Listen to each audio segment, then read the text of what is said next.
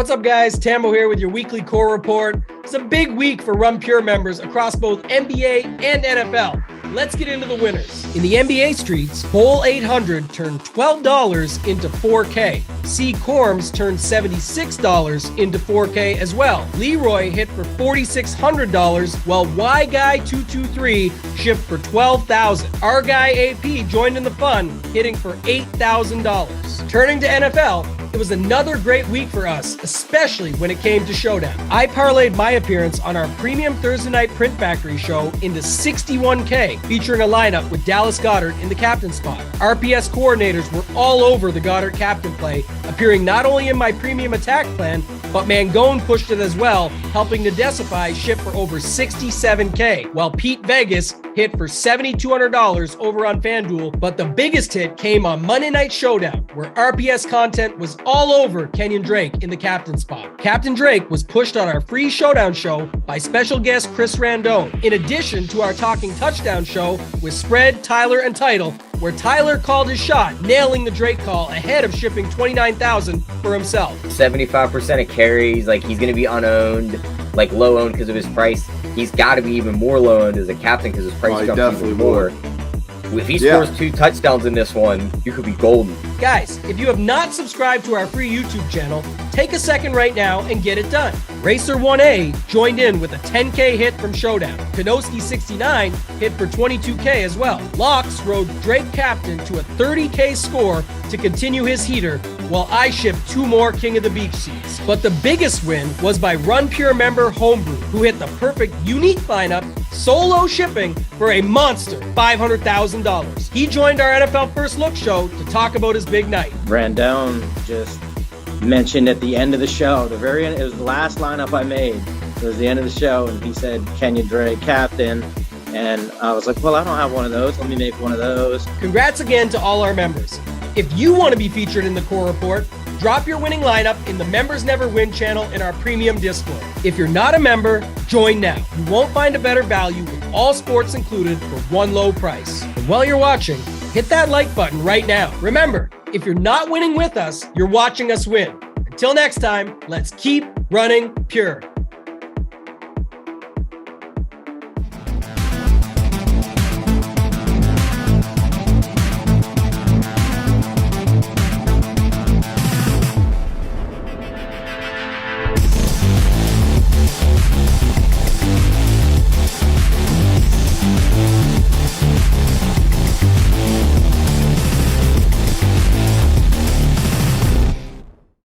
What's up, everyone? Tyler Tamboline here, aka Toe Tag and Tambo, back for another edition of the Sunday Off the Chalk Show here on the RunPureSports YouTube channel. Got shook it up a little bit today. It's Chiefs Day, it's Mahomes Day, maybe. We'll talk more about that later, but we got 2 big Chiefs fans in the booth. My main man, AP, as always, and my guy, Big Bertha, my guy, DC. What's going on, DC? I'll bring you in first. Not much, man. Happy to join the show, replacing JT Hayes. Big shoes to fill, but I'll do my best. It is Chiefs Day, as you said, on the main slate for once. They seem to play a lot of primetime games. Happy to talk about the Chiefs and a fun 10-game slate. We were talking pre-show, off the chalk show, which this is called. It's a tough week, I think, to try to find plays that you're confident in that are off the chalk. So, like you said, Tambo, a week that you're going to have to be comfortable being uncomfortable if you want to get away from some of the popular plays on this slate, a lot of low totals, and happy to break it down with you two guys. Yeah, I'm excited for it. You said it best. That's exactly it, right? Be comfortable being uncomfortable. I always say this. It's if you've watched me before, you probably heard it, but DFS stands for Daily Fantasy Sports. To me, playing these big tournaments, these large fields especially, it stands for Don't Fear Shit, and build your lineups accordingly. So I think it's important on this slate to know that. Again, if you could go down and lose, but if you, like me on main slates, you lose every other slate anyway. So why not try it again this week, pop it back in there and try and go for a takedown. AP, I'll bring you in, man. If you guys haven't yet done so, you know what it is. Hit the like button. Fastest 500 likes is what we're looking for today, and then roll it from there. AP, what's going on, man? Yeah, I mean, man, excited to break it down with you guys. Like, if there ever was a tournament week, we've had week after week after week of chalk just hitting. And if you fade it, you get absolutely pounded. But if there was ever a tournament week, doesn't it have to be this week? I mean, look, we got a chalk Lions Bears spots. I mean, I'm saying I don't like it. I do like it. But I mean, Lions and Bears, and then the Chiefs, who I love, obviously, but have been so just like very tilting, confusing to figure out. There's so many options there. And so, like, if there's ever a week to get different, it does seem like this is the week. Yeah, week 10, first double-digit week of the season. And we're hoping it's the first week the double-digit chalk goes down. So that's what we're going to do on this show. We'll talk through it again. You don't have to fade it all. There is good plays. We'll talk about good chalk, bad chalk, as we always do. If you guys, like I said, haven't yet done so, the way the show works, going position by position, breaking it down. If you haven't done so yet, hit that like button on the way in. Hit the subscribe button. It gets you subscribed to all these free shows that we put out.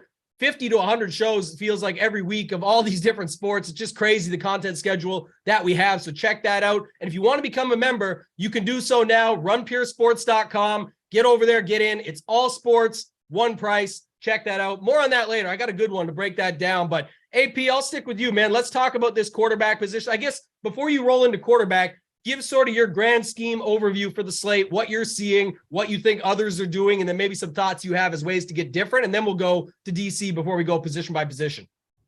Yeah, just like an overview of the slate. I mean, ownership is going to really start with Justin Fields, which I think is kind of unique because we typically see ownership at the quarterback position spread out. Maybe not the case this week. It does seem like when we were talking pre-show, like the floor ceiling combination that he gives us when you factor in how aggressive he's been. Like, I feel like he's coming in with a lot of swagger. He's starting to learn how to play with this offense, and he needs to get outside of the pocket. He needs to be aggressive with his feet, running the ball. And then now, the addition of Chase Claypool, all of those things combined, plus his price tag and the easy matchup against a Lions bad defense, I think it's going to pull a lot of ownership towards him. So, that's kind of where the slate starts. And what I was getting at, at the start there, now that we know the ownership is going to be on Justin Fields, it makes stacking outside of that, maybe a Tua to his receivers or Daniel Jones or, whatever have you, easy to get overweight on because we know ownership is going to be fairly low at those spots. So a really fun, interesting tournament slate. I think it's a slate where I think, man, like some of these, I guess we'll chat through the show about what the chalk spots are and identifying those. I do feel like some of these spots do have a good chance of busting though, especially at the running back position. So going to be an interesting one to break down for sure. Yeah, that's right. And DC, I'll go to you because one of the interesting things with that said, it does kind of segue into quarterback, but Justin Fields is the talking point for the slate. Is he's popular, but then you go look and like people don't want to chase Kmet as much as the other cheap tight ends that are in good spots. Mooney has some ownership, but him and Claypool are getting talked up a little bit, but not enough to push them up to huge ownership versus Trevor Lawrence doesn't show nearly he's under 10% right now at quarterback. But then you have Zay Jones and those guys that fit because people want to get to Mahomes or use those guys in those stacks as well. So it does make for an interesting tournament slate. But what are your first thoughts on it before we hop in position by position? Yeah, I mean, obviously a little bit of smaller slate with the bye weeks, 10 games. You're going to have to play, or at least I think you're going to have to play some chalk, right? You can't avoid it all. And you got to be smart about where you do decide to get different, right? Like, we've seen how many weeks in a row has it been where these, pretty chalky running backs have just absolutely smashed. We've seen 25, 30, 35 plus most weeks for most of the top running backs. And that's just kind of it's just how the league is right now. There's only a few running backs left each week that kind of have that third down plus goal line role. So to me, that's not the place where you want to get different. I think you need the upside there. There's still a few guys. It's the pass catchers, I think, wide receiver, tight end, where you can get different, right? They have less opportunity. All of them do.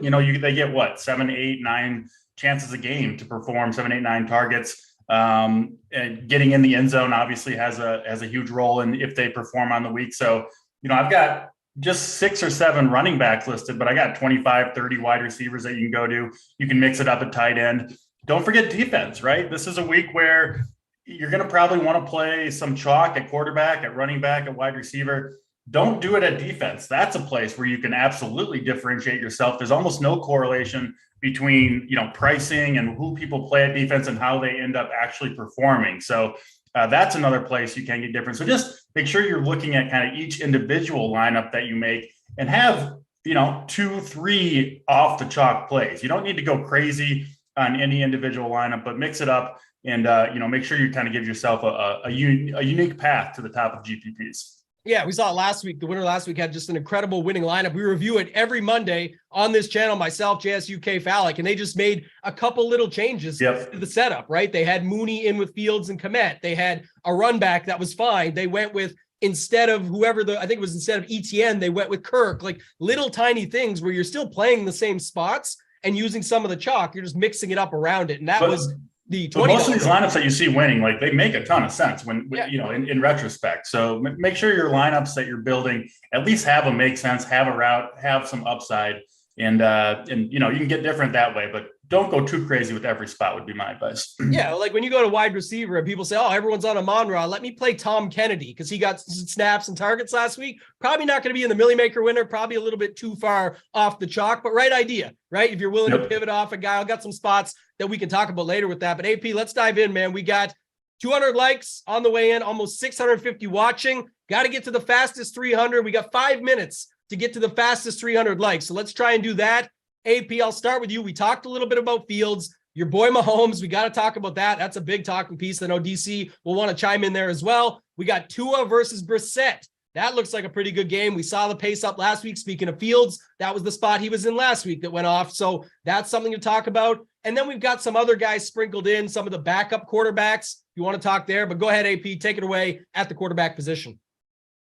Yeah, so, starting with Fields, trying to find arguments against playing them. One thing, ever since the Lions bye, I feel like their defense has been a little bit better. Like, we got to give them like a little bit more. They looked okay, but last week, but that was against the Packers. The week before, Tua, and the Dolphins, I think they put up like 31 or something like that. But still, they've looked slightly better.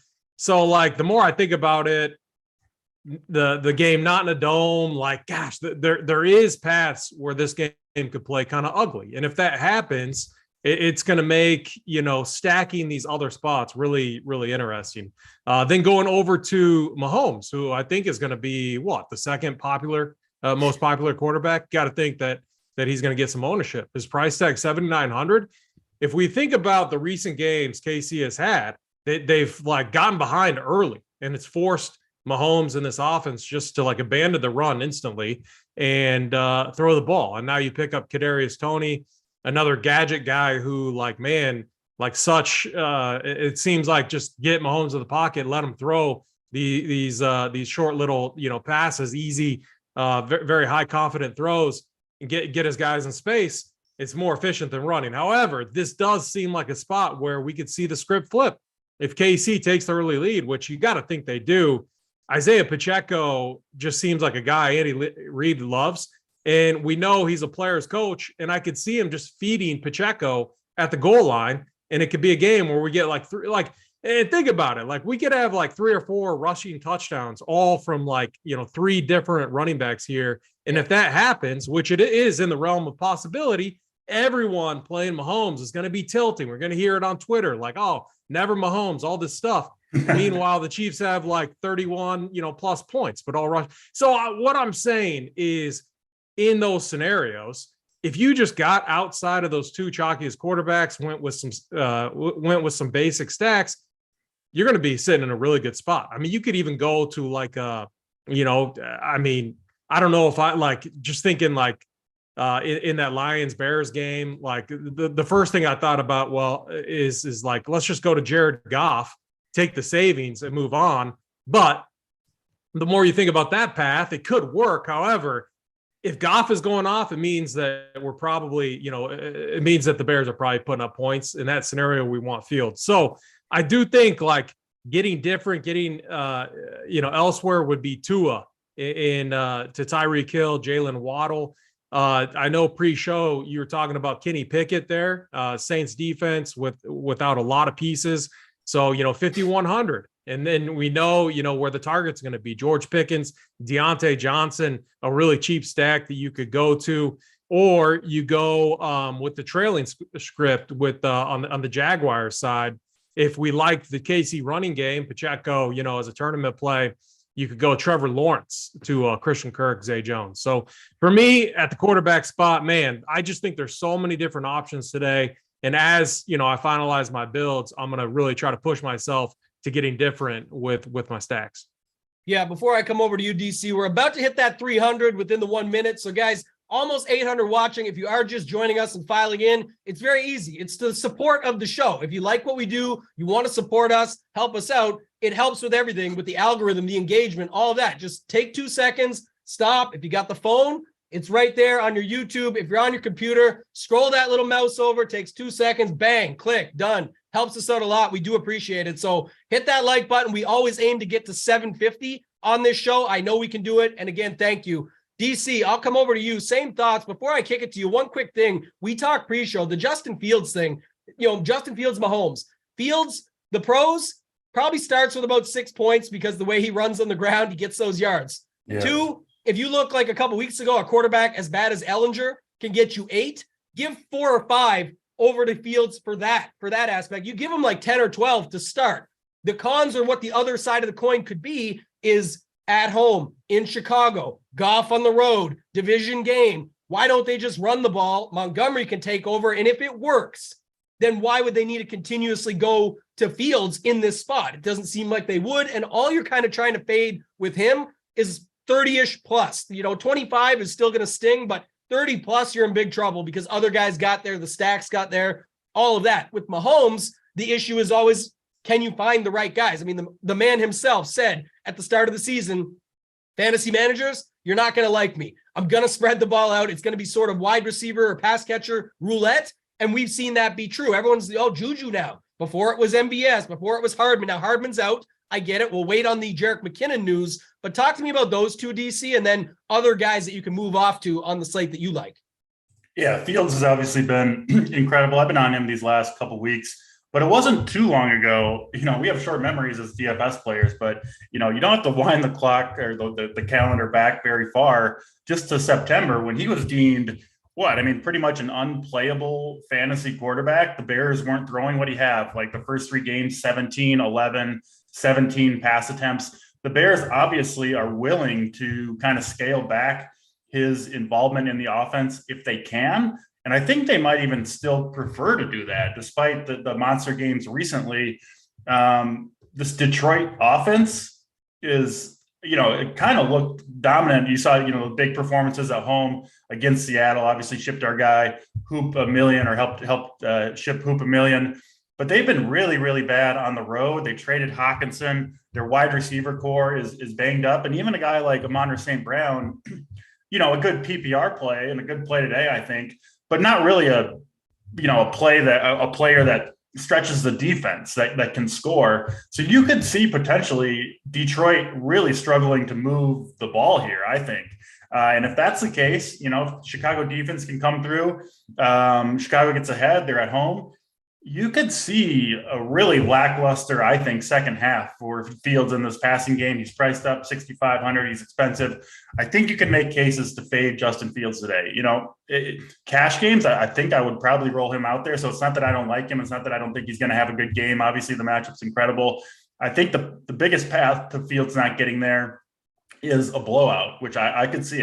This Detroit team is in shambles. The defense is bad, yes, but the offense right now, I'm just not sure they're going to put up a lot of points on the road here in Chicago. So, I can make the case for fading Fields. And, we want to get off the most popular quarterback for sure on the slate if we can. So I'll have some Fields, but I'll be under the field there.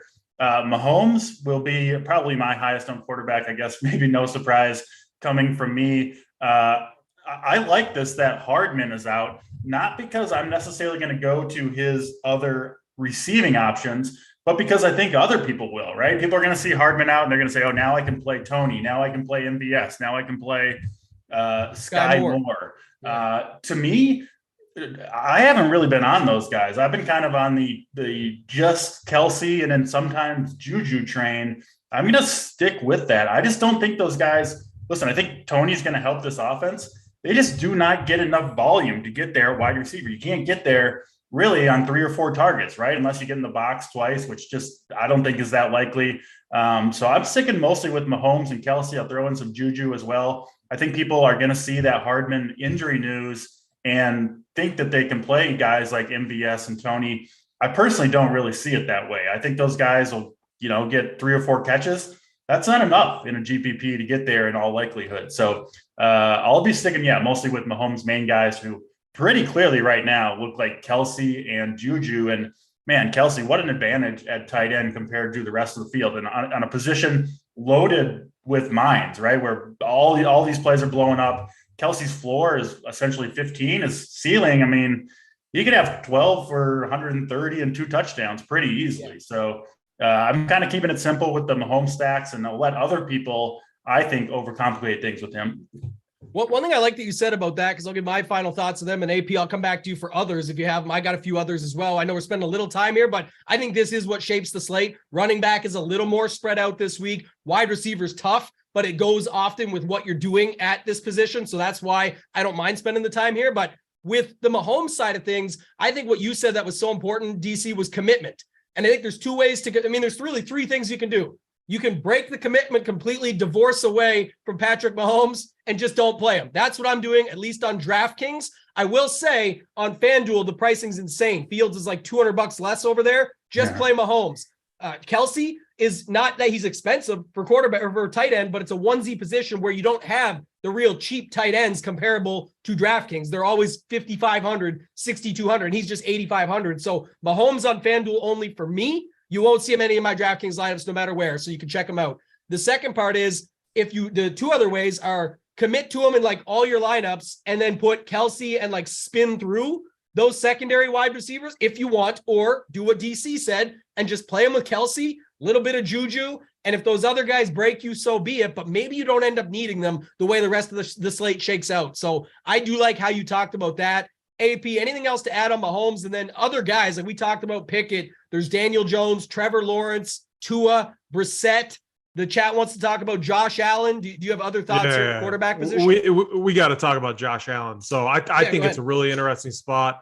Imagine like if there was just, we got these Twitter doctors on Twitter, like disagreeing with what, his professional doctors that have the actual charts and stuff that are saying that he, isn't at risk of re-injuring it worse or anything like that. And he played through the elbow issue there at the end of the game too. So it's like, I don't know, a week of like rest, and their doctors saying that like, his chance of re-injury or not. So, any other week where let's just say Josh Allen had no injury concerns coming into this one, a matchup at home against the Vikings off of a game where he started off really hot, and then obviously the Jets made some nice adjustments defensively. That more of like a division rivalry game too, which always play ugly. Just seems like an absolute bounce back spot for Allen, who has 100 yard plus rushing upside. Can run multiple touchdowns in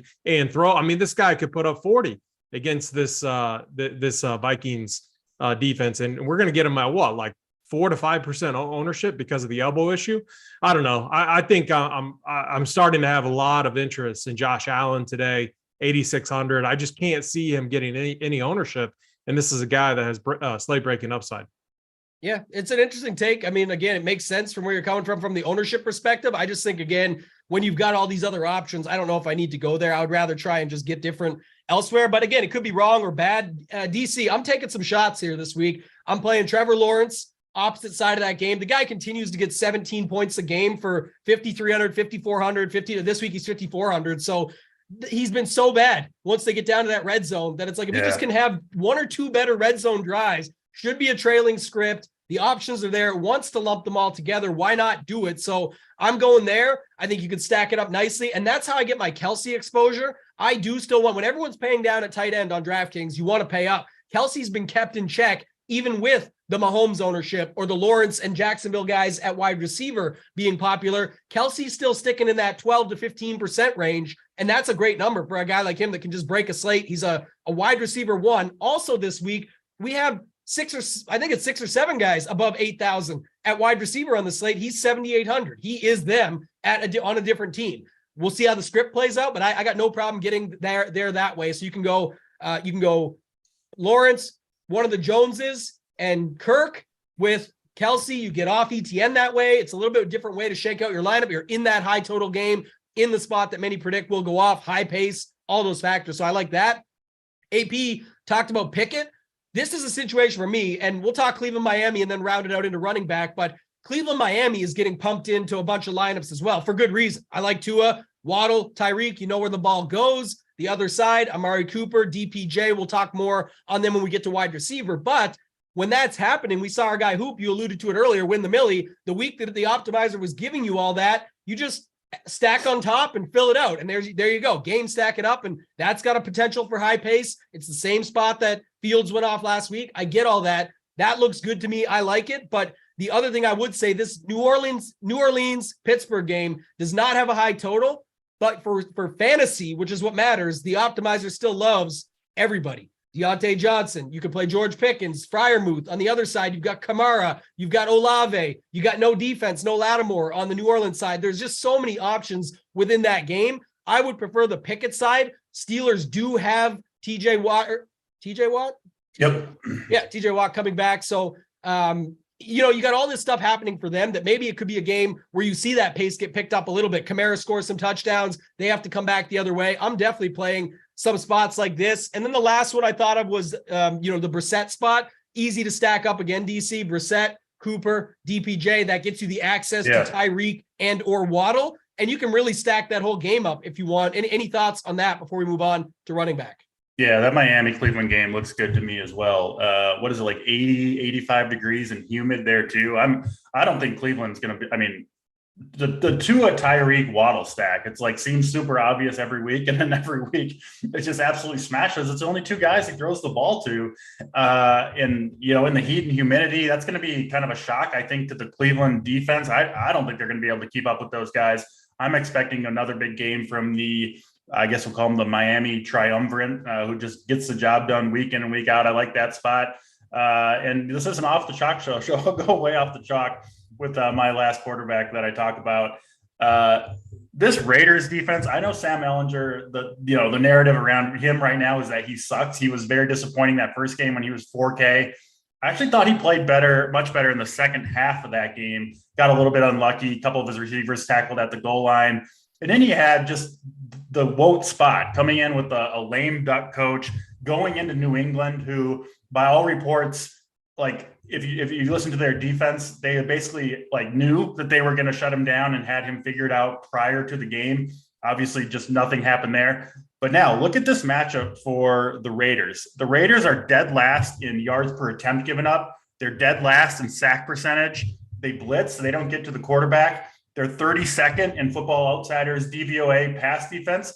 They are, I think, the very worst pass defense in the entire league. It's indoors in a dome. And Ehlinger still has his weapons. They're cheap. He still has Pittman, Pierce, and Paris Campbell, who all, they're all on the field 100% of snaps. So you know who to stack him with. He's 5K. He's 1% owned. And it's just a great spot. This Raiders team is in absolute shambles. Their freaking linebacker, who was, I think, leading the team in tackles, retired in the middle of the week. That's the state of this defense. It was already the worst pass defense in the league.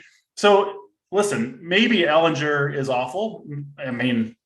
Probably. I think it's fair to say. But he's got everything going for him here. The absolute GOAT matchup. He's min price. And he's unowned. So all those three things are someone that'll lead me to, and he can run a little bit. 5 and 6 rushing attempts the last 2 games. I'm not going to go all in on Ehlinger or anything, but yeah, I think among the cheap quarterbacks, he's actually one of my favorites. So I will have some exposure there, and I'm sure it'll go down in flames. Well, one thing I will say too, we got to keep an eye, but Jelani Woods out waiting on the Mo Alley Cox news. It might finally be Westlake High School Connection Week. Kylan Granson and his boy Sam Ehlinger. So, man, I don't know. Join the team, boys. Join the team with the Sam Ehlinger. I'm with you, man. DC, the Raiders suck. Sorry, any Raiders fans out there, but it's like, look, I talk about it. No pass rush? I can empathize with them. Nebraska fan, obviously. We suck. We're horrible. Look what like Corum and those guys. It's the same thing. Like the Raiders defense they are so good at making bad players look good. So I love the spot. I'm with you, DC. It's a good segue to running back AP, and I'll stick with you because we're going to talk about the chalk, the Dameon Pierce, the Barkleys, the ETNs, all those guys. But I think there is at least some sentiment. He's not picking up the steam and ownership, but everyone with Jeff Saturday there now and everything, why wouldn't they're saying, with Deion Jackson out, they say he's no injury and he's healthy, and Jonathan Taylor, why wouldn't they just jam him all day in this matchup? And it's a counterpoint to what DC went on with, but at the same time, I could see what DC's saying perfectly, and you could put Jacobs in that stack. You could put Devontae Adams to hopefully get some targets in the second half after he went off and looked like he was going to break the slate last week and then did not. So I don't hate it, but let's go to running back AP. Anything you want to add on Jonathan Taylor in that same game while we're there? And then if not, let's talk about these chalk guys up top. Yeah, no, I like it a lot. Like, I don't like the chalk at running back. Like Alvin Kamara, like there's so many ways for him to get vultured. I'm not high on him. Travis Etienne, like he's going to get a ton of volume, but in running backs, even though like the script, before the game starts hasn't been perfect. We saw with Derrick Henry, they got off to a lead in that game, and so the script was perfect for Henry, how it played out, but he didn't do as much damage in the second half. I think the Chiefs here could just stack the box, make like all they have to do, in my opinion, take away Travis Etienne and pound the rock on their side, and it could be a game fantasy wise that we all tilt. So that's why I'm not as high on Travis Etienne as I think a lot of other people are. And then the same thing with Dameon Pierce. Like, I don't know, I think it's finally a week where I see a high path of failure for these highly projected chalk running backs. I do have a ton of interest in guys like Derrick Henry. I think the game script's going to be very favorable. You can run on this Broncos defense. I do have a ton of interest in Josh Jacobs. I think Jacobs, if the Raiders just can churn out a win here, and if the script fits where they can just pound the rock, I think they're going to. And then on the flip side, I think it's the same thing with the Colts. So I'm not playing Jacobs and Jonathan Taylor together. I think if you're multi-entering, you play them separately. But the more I look at it, like it's a 2 running back week for me. I think I'm going to lock in 4 wide receivers in all of my builds.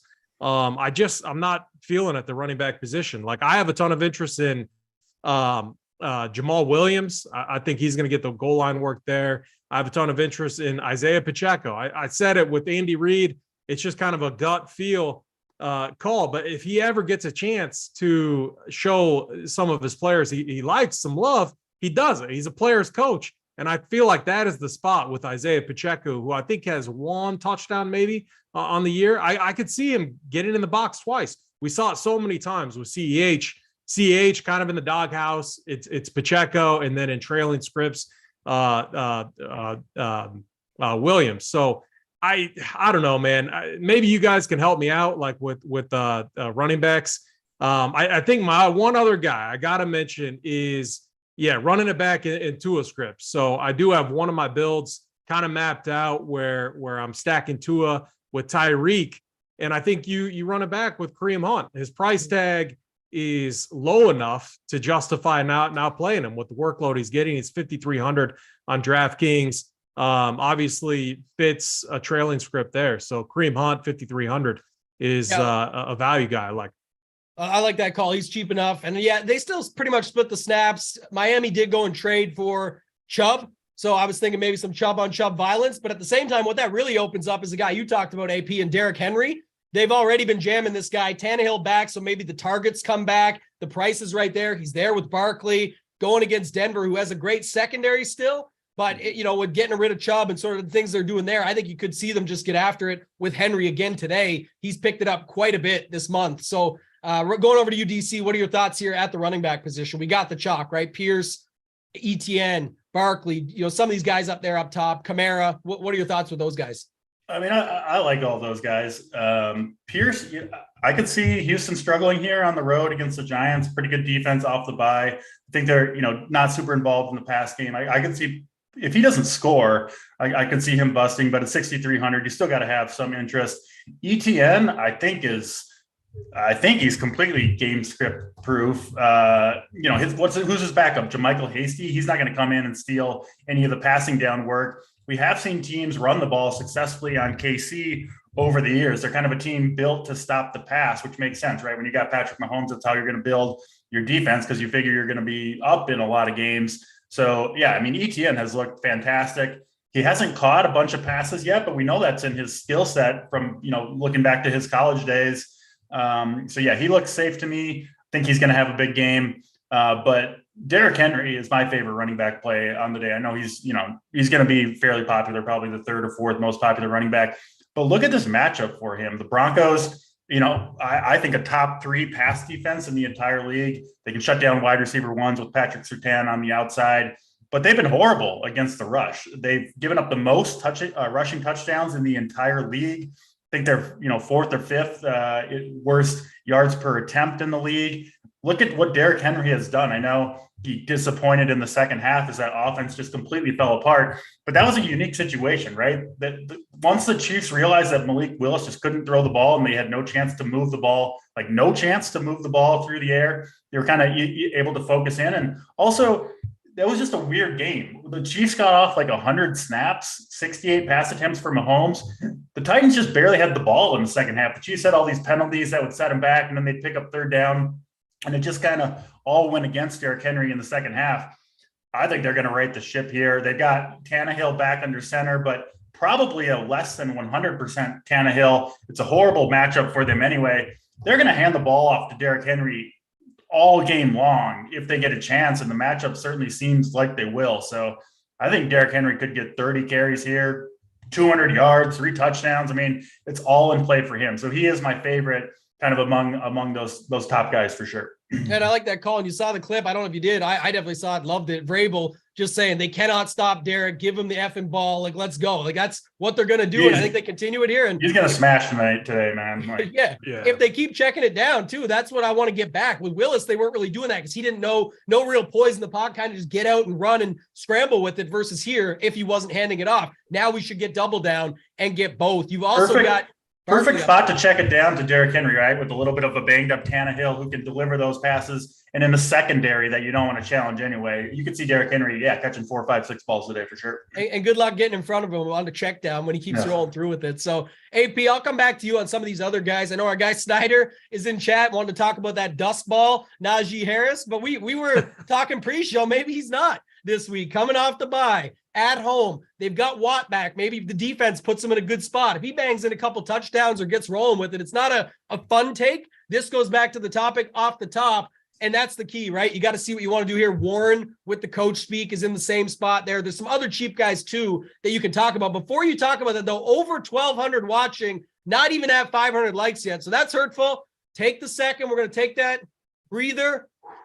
Hit the like button. It takes 2 seconds. If you just joined us, I get it. You probably forgot. No problem. Stop what you're doing. Put down the bacon like my boy Boz said earlier. Wipe those greasy fingers for a second. Put the toast down. Slap that like button. Takes 2 seconds. AP, back to you. What do we got here at running back? Cheap options too. Yeah, I mean, Najee Harris, I think, is interesting. Like, if I like Kareem Hunt at 5,300, Najee Harris 5,500. I do think, like, I see the Steelers coming away with a win here against the Saints, and it fits the script. Like, I like their defense. So you compare that nicely with Najee Harris. So I don't have any problem with it. I just, outside of Derrick Henry, I am locked arm in arm with DC on him. But man, I just see some of these chalk running backs, like a high percentage chance of failure. And so I don't mind getting a little bit different there. So if I land on Najee Harris, I'm fine with it. Coming off like a Dameon Pierce or something like that. I mean, it is tough when you think about it. Like DC, you make a good case with Travis Etienne. It's just a pure volume play there. Like when you think of kind of at the end of the game, even if like KC wins in line with what Vegas is projecting, 30-20, something like that, the in-box score, you got to think like Etienne's still probably getting 24 at least, like touches. I think overall. He's getting 25 more plus touches here for sure, and he's been massively efficient against a team that you can run on. I think people are going to see those receptions and think that he couldn't, but I mean, I think he could easily catch 7-8 passes in this one. It wouldn't shock me at all. It's just because he hasn't done it so far. If you look at some of the recent games, they've kind of controlled some of those games. They've been close. Yeah, I think he could absolutely be involved in the passing game more than people expect here. Yeah, no, that's a good call. One quick thing. Steph in chat says, I will only smash the like button if I win a house today. You got the point of smashing the like. That's the good mojo. Yeah. As our guy JT Hayes, who usually is on the show with us on these Sundays, says, the mojo is what the mojo is. Just ask Trevor Bryan, who was on watching the show last week, definitely hit the like button and then ship the Showdown Slate single, unique, outright, $500,000 cash. So hit the like button. It's a great idea. Trust me. Other thing you just said, my guy Vinny is in chat. I love Vinny. He's in there every week supporting. Appreciate him. Says there are better plays than Najee. Yes, that's true. We talked about some of them. Give me better value plays than him. There is some others. Yeah. I like the Kareem Hunt call. I get you could go to Warren instead of Najee, but I think the spot is good for a running back here. Like, they can get into the position. One of those guys is going to get more targets and get a spot. They're not my favorite on the slate, but one guy we didn't talk about, and I love it for this slate, I'll give it away a little bit more on it later, but to name him now is Tony Pollard. The reports are pretty clear. I don't care what Jerry Jones says. It sounds like Zeke is not playing. Like, even if he is, I think there's a situation where we just had it. We just had it on the Thursday Night Football slate. Carolina played. Chuba Hubbard's back. Guess who won the slate for everybody? Foreman. So that tells you all you need to know about that. Is it could have an exact scenario here. Foreman was already playing good. Didn't matter. Through the injury, he was doing his thing, helping out the squad. They continued to run with him. I know what Jerry says, and I know they paid him, but that paycheck was written a long time ago now. It's time to move on. Like, Pollard looked very good. I'm putting him in my lineups, and I'm putting Pollard in my lineups with, I'll talk about it later. If we get to 750 likes, I'm going to give away not just a play, but a game theory thing for this slate that I think is a pretty sharp move that you can do in all fields, all tournaments. So we're at 555. I got no fear we're going to get 200 more likes with almost 1,300 watching, but I'm definitely playing some Tony Pollard there. DC, did you want to chime in? Yeah, I'll tell you what's going on with the Zeke Elliott thing. It's just Jerry Jones is mad that he paid him. And so you can tell from what Elliott's saying, from what the team is saying, dude is not going to play. Even if he's active, he'll just be, emergency active, I could see, or maybe he gets a couple touches, but they're just saying, oh, well, we're going to test it out. We'll see if he's good to go. They're just appeasing Jerry Jones. It's going to be the Tony Pollard show. So yeah, I really like that call. I'll be pretty surprised if Zeke is, at all significantly involved in this game. And one thing, AP, I'll let you round out running back before we go to wide receiver. But one last thing on the Tony Pollard situation is afternoon game.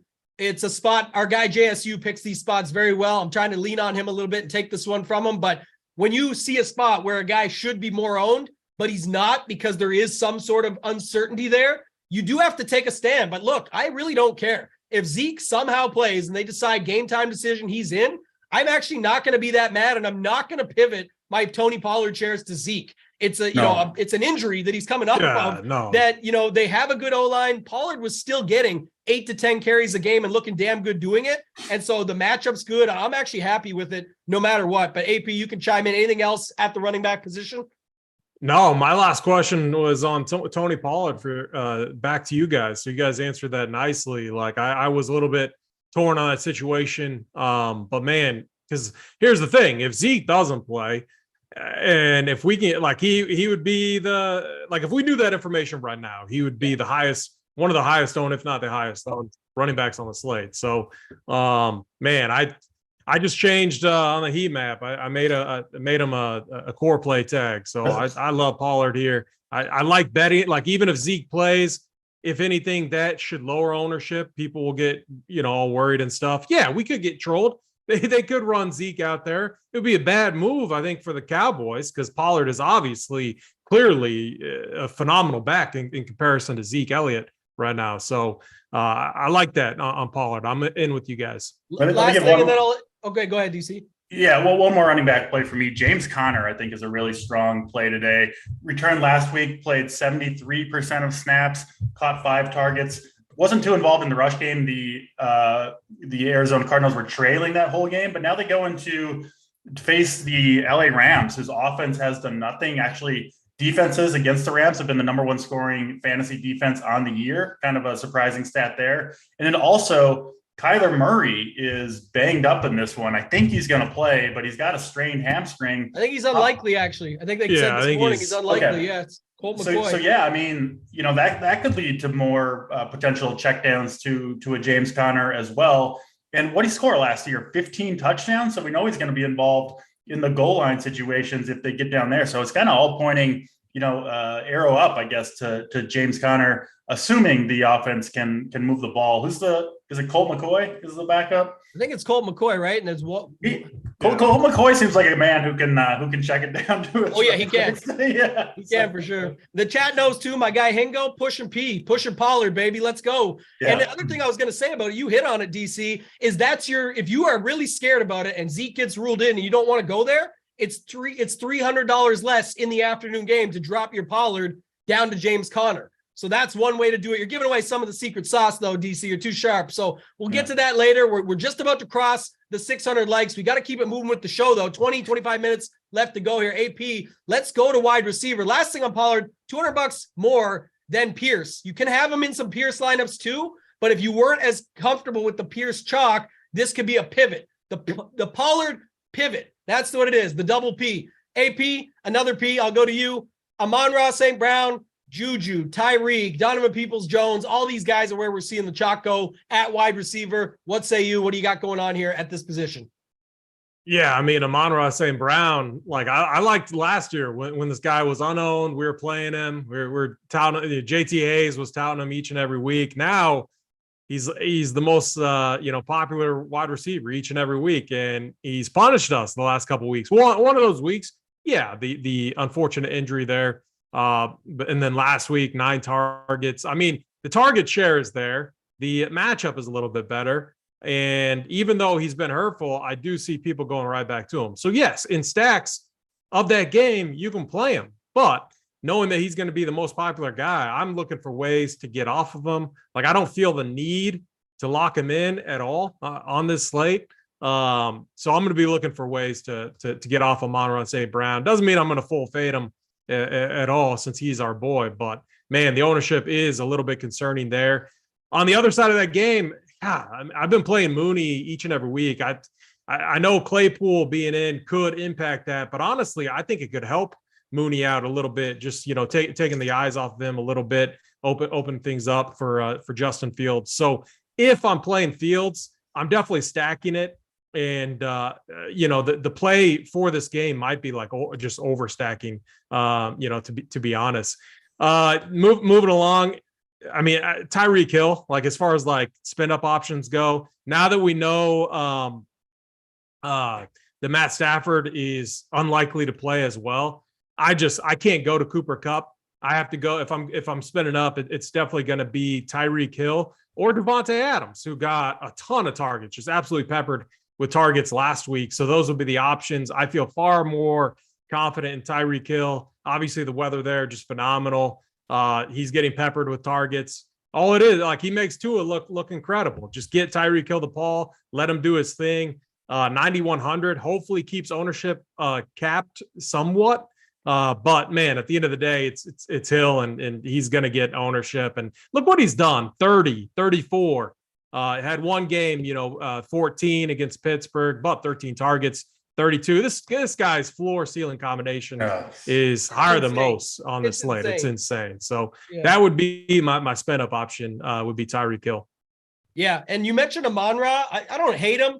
I get it. Like, well, we love it, right? In the slots, good matchup, all that. But I actually saw some stats today. It wasn't on my Twitter thread that I do with the tidbits, but I did see his snap share moving away through the slot to go to, he's the sun god, but the wizard, Wiz Khalifa Raymond, is actually picking up a little bit of that slot action, and Goff on the road is bad. You can see some of those short checkdowns. They've been trying to get him almost like Terrace Marshall Jr., where Carolina was trying to get him in the box so many times. I think it's the last 2 weeks to Raymond where he's fell like 1 or 5 yard short of a touchdown. So, a couple times for him, I could see him at a lower price. And we see that all the time, DC, when we go and review these Millie Maker winners. It's like, oh, it's the same dude. Everyone was on Metcalf, but somehow Goodwin is in the winning lineup for the Millie Maker. You played the spot, you just played a different guy. And I could definitely see that happening here. I've been playing some Raymond anyway, so I like him. You got the Jacksonville guys, Tyreek, who we already talked about, but give us some other takes here, DC. We don't want to spend all day on this position, but a lot of it ties to the quarterback. Who are some of the other guys you see here that you like?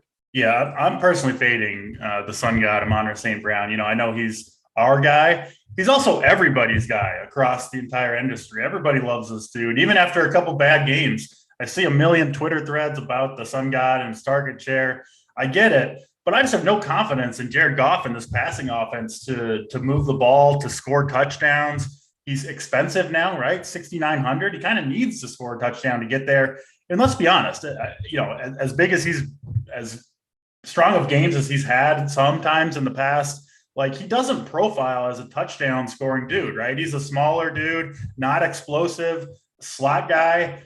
Like, listen, maybe he'll come back and bite me. It's certainly possible with the target share that he gets, but I think he's got a lot of paths to not getting there at a 6.9K price tag. So I feel relatively comfortable with that fade. Give me Amari Cooper in that same that same price range. I think he's got way more upside in that Miami Cleveland game that I think is going to shoot out. My favorite wide receiver today, Devontae Adams, I think is going to absolutely smash. Look at the last 2 weeks for him. So 2 weeks ago, he absolutely dudded. Would he get like one catch? But it turned out he was playing sick that game. His snaps were down. The team just totally shat the bed. And then he comes back, has a huge first quarter, 2 touchdowns. The offense kind of craters after that. They kind of change it up. He calls it out right after the game. I think this is kind of a squeaky wheel situation for Devontae Adams, and a perfect one at that. At home, both Renfro and Waller are out for this game. The Colts actually have a pretty good run defense, so it could be a little bit of tough sledding for Josh Jacobs. And hey, maybe my guy Sam Ehlinger will put up some points and the Raiders have to throw the ball. So I love Devontae Adams here. I think he's getting 15 plus targets. He's an absolute beast. He's really all they have left in the passing game to throw to. So he is my favorite receiver among the top guys. Tyreek Hill, obviously, right there. I mean, like you guys said, just the floor ceiling combination for him is just absolutely massive. He gets the short routes, right? So you get the kind of the easy PPR points that he's got the athletic ability to turn into big plays. And then I think he's like second or third in the league in deep targets as well. So he's got it all. He's always open. He's impossible to cover. He's too fast. And so it's so crazy. And if you think about it, I'm not, saying this, but like Mixon last week, people kept saying, like, after it happens, of course, like it was due, he was getting the volume. He finally could have an opportunity. Like two or three different times these last few weeks where Tyreek's been this close. If he busts like 2 or 3 of those today, that would be game over for the slate. And it'll be another one. Ty Freak tweets will be out there, all of that stuff. But it sounds like we're all calling for a little bit of a solar eclipse here as the sun god gets hidden, but we'll see what happens on this slate. Like I said, Wiz Khalifa Raymond might be the guy. The chat's talking about it though. Don't forget, if JT Hayes was here, brother on brother action.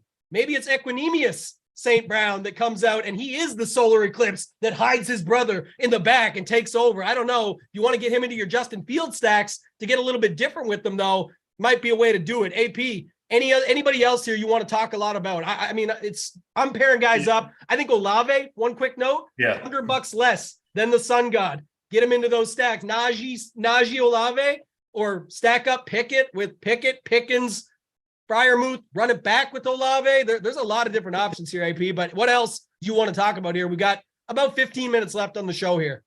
Yeah, I love breaking this down with you guys. I mean, it's so easy to week after week, everything going on. It's so easy to overlook certain spots. I mean, and I think I did that. And then going back through, I mean, Justin Jefferson, like, look, this Bills secondary without Micah Hyde, without Poyer, man, they're far more attackable.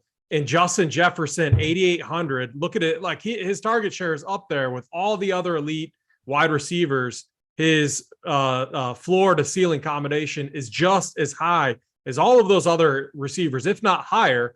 And he's going to be what, like sub 5% owned?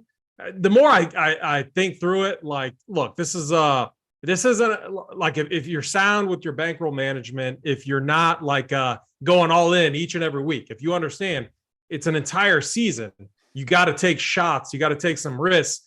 I keep going back to this Vikings and Bills game. And let's just say if Josh Allen is healthier than, what they're all leading on to, if he's out there and fine, And then, on the other side of this game, you have a weapon in Justin Jefferson, and you have a Bills defense that is without many key weapons. Why can't we see a shootout here? Why can't we see this game? I know the total on it looks way lower, but we see it all the time. We could see this completely flip. We could see a lot of points there. Man, a Stephon Diggs, Justin Jefferson, kind of in-game stack there looks really interesting. Or you could go Josh Allen, go onslaught stack to Diggs and Gabe Davis. We've seen that take down multiple tournaments. We've seen that win people millions of dollars. And this Viking secondary is really bad. Both teams secondary are really bad. I don't know. Don't you think the most likely scenario is the game starts and Josh Allen just looks like his normal self? Yeah, exactly. When that happens, we're all going to be fucking tilted. It happens all the time. I won't be as tilted as you guys. I think the spot could be good, but I will say I like Keenum for a price play in this game. Like if you could have went Keenum with Diggs and run it back, whatever. When you got 8,600 Josh Allen, and there's all those options we've already talked about, if it busts me, I won't be that bad. Here's what the Bills are thinking about, though. Like they can't lose a game. They got to have home field advantage. They do not want it. They're thinking long term, yeah. I think. And I bet they did consult with a bunch of doctors, So the doctor that's screaming on Twitter that, that his doctors are wrong, I disagree with that. They're I actually do like that take evaluating. Quite a bit. The Twitter doctors are often assessing something like they have the exact clue, and then it's the complete opposite situation with actual doctors that are there for the team with these high profile, high top athletes in the world. So I think we all talk about doctors. Each and every and I'm always the one that will fight for the case for Mahomes, but everyone's like, no, Allen over Mahomes. And now everyone's going Mahomes over Allen just because of a little elbow. I don't know. I might get way overweight and just, if I'm wrong, I'm wrong. I move on to next week. I do like that take. It's definitely a slate for that. And again, NFL, that's how the season works. You only got to be right 1 week, one slate. That can change the game forever. So you want to try that? I got no problem with it. We're just under 100 likes. My guy in the chat said, don't forget that Pollard take. I got it. We need 750 likes to get there, though. 1,500 watching. Let's move on, though. Let's go to tight end, DC. I guess, unless there's anything else you want to add quickly at wide receiver, a lot of what I'm doing is just tying into it. I was going to say a couple more, but keeping up with the Joneses. If you're playing the Trevor Lawrence game with Zay and Marvin, I got some Claypool. I got a little bit of Judy if you're not playing Dulcich, which we'll get to in a second, is showing up as the chalk. So you could go there, hit the like button so we don't have to talk about Cortland Sutton. That's another rhyme, but I'm just saying, I don't want to do that. But Dulcich here, DC, if nothing else at wide receiver, let's start there. Dulcich, Foster Moreau, Evan Ingram, those sort of guys at tight end. What are you seeing at this spot? Yeah, Dulcich's going to be chalk, but you got to love this guy. He's out there almost every snap, a high draft pick. If you watch him play, he certainly passes the eye test, getting targets down the field. Russell Wilson really, appears to love throwing in the ball. And I think Denver is going to have to put up points in this game after King Henry runs all over him. So, yeah, I'm in on Dulcich. I think he's got, in my estimation, just way more upside than these other tight ends because we've seen it. He can score long touchdowns. He can catch it over the middle and take it to the house. And coming off the bye, you got to assume that his role is only going to grow. He looks like a wide receiver out there. I love the Dulcich play, but I do think there are, some pretty solid plays kind of below this 4K range. Dalton Schultz, his targets have been, all the way back up. Dak Prescott loves throwing the ball. 7 and 5 targets, 6 and 5 catches the last 2 weeks. We know he can score. He's cheap, 3,800. Don't mind Dawson Knox has scored a couple of weeks. And then Evan Ingram, along with, I actually think all 5 skill position players for the Jaguars are in play. Travis Etienne, the 3 wide receivers, Christian Kirk and both Joneses. I prefer Zay Jones over Marvin Jones. I think he's just got a little bit more juice, a little bit more upside. And Evan Ingram, too. Well, the nice thing about the Jaguars, they only play 3 wide receivers out there. They don't really, rotate Evan Ingram out. So, if they're putting up points, it's going to be, one of those guys. So I do like Evan Ingram. I think if you're playing Mahomes, I think you want to run back one of the Jaguars with those guys. They're all cheap. I wouldn't be surprised if a couple of them actually ended up getting there. Some good wide receivers in that range. And going back to that Bills-Vikings game, man, I'm kind of with you, AP. I wasn't planning to have a lot of exposure to it. And Kirk Cousins on the road in the snow against a tough defense, that worries me. Cousins typically kind of shits the bed in those types of spots. But Hawkinson, man, first week he comes out there, gets 9 targets, catches all 9 balls. He's only going to be more involved. He's 5,300. I think will be lower owned, and we could absolutely see a shootout breakout in Buffalo. So I like Hawkinson, and then of course my guy Travis Kelce, who I think, in my eyes, is the best play on the slate. I know he's going to be popular, but you get, I mean, he would be. You can make a case he's the top overall scorer on this slate at by far the worst position. Can just be an absolute difference maker. If he goes off, you have to have him, right? Because it's pretty likely that no other tight end will.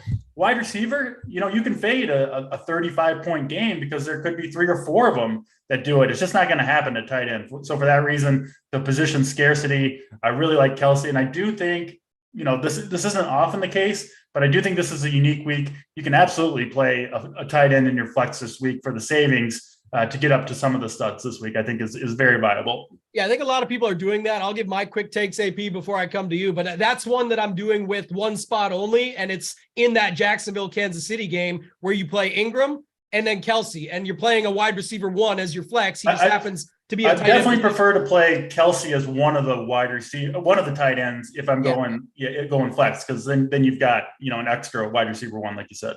Yeah, I like that for sure. I think that's a good way to do it there. Versus I know optimizers are spitting out like Dulcich and Moreau for the injury spots and for the upside of Dulcich and all that. I get it, but with those two being the highest owned, I don't really love that. So a lot of what I'm doing, the Kelce's, the Ingrams, Harrison Bryant is a guy with no Njoku in my stacks with Tua and with Brissett. So it goes in with my stacks. Some guys outside real quick, AP, before I go to you. Tanner Hudson. I know on the Print Factory show this week, JSU and Big T talked about this. I actually like this take quite a bit with no Bellinger there and hasn't been there, and you got that spot with Daniel Jones. If you weren't stacking Daniel Jones, you could even have Pierce, who's popular, and then take down some of his ownership with a secondary stack of Tanner Hudson. So I got him in the pool. And then the other guys outside of it, I guess Schultz, Higbee with the backup quarterback there, and then Granson. I was already on him, DC. You mentioned now the Ellinger side of things. I got some notes here. I'm joining this Granson train, that's for sure. Yeah, I mean, you got to get on that train. I think that's good. Tanner Hudson's birthday was yesterday, if we trust the chat. So I don't know, AP, what do you got here at this tight end position? We got about 5 minutes left. Yeah, I mean, we're going to need value unless you're paying up for Kelce. Dulich, I mean, it's, I think he's good. I think he's a good play. He's going to get a lot of ownership. So if you're fine eating some chalk, that you can go there. I would rather play him over like Foster Moreau and Tyler Higbee and those guys that the cash guys just love in these spots that just constantly fail. So that's definitely something that I'll be doing. I'm really interested though in the Colts situation. I love playing tight ends against this Raiders defense. Kyle Granson. I mean, man, we know how much the Colts love playing their tight ends. They run, 2 tight end sets, quite often. I don't have the numbers or anything, with me. But Mo Alley-Cox, is he questionable? Yeah, he's one of the pieces of news we were waiting on. I don't know if it came through. I mean, man, if he's out, then I mean, Kylan Granson might be one of my favorite tight ends. If he's out, he'll get he has to get all the snaps, right? He would. I mean, like I said, we've been waiting for it to happen. Nobody is on it right now. Westlake High School connection, baby. Got to get on that. Man, that's the one. Him and Ellinger went there together. They got, at least locker room narrative. I don't know how many showers in high schools, but Granson, 4th round pick, good athletic measurables, was very productive in college, and maybe now has the role to himself. He's 2,600 and a perfect, literally probably the best matchup you could have for tight end. So 24. Jelani Woods is out. So that's the whole point here. Woods has already been ruled out earlier in the week. Mo Alley-Cox is questionable. These are the types of spots that people just aren't going to commit to late in the week, but you probably should. So yeah, Tanner Hudson's birthday was yesterday. I need about 30 more likes while we quickly discuss the defense. AP, I'll stick with you. Go to defense here. What do you got? It looks like it's going to change around a little bit because Minnesota was so popular with it likely being Case Keenum. And then the news came out overnight or yesterday late that it's probably going to be Josh Allen. So what are your thoughts at the defense position?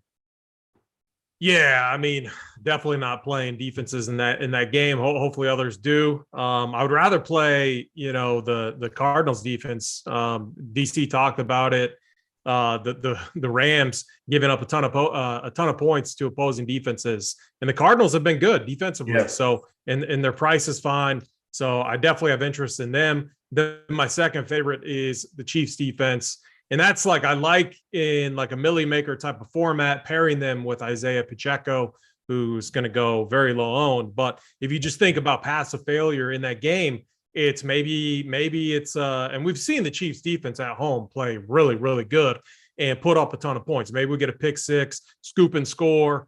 We know they're going to be Spagnuolo. We know he's going to always be aggressive, especially against a guy like Trevor Lawrence. So Chiefs defense is another defense I'm very high on. Yeah, DC, quickly here, what do you got?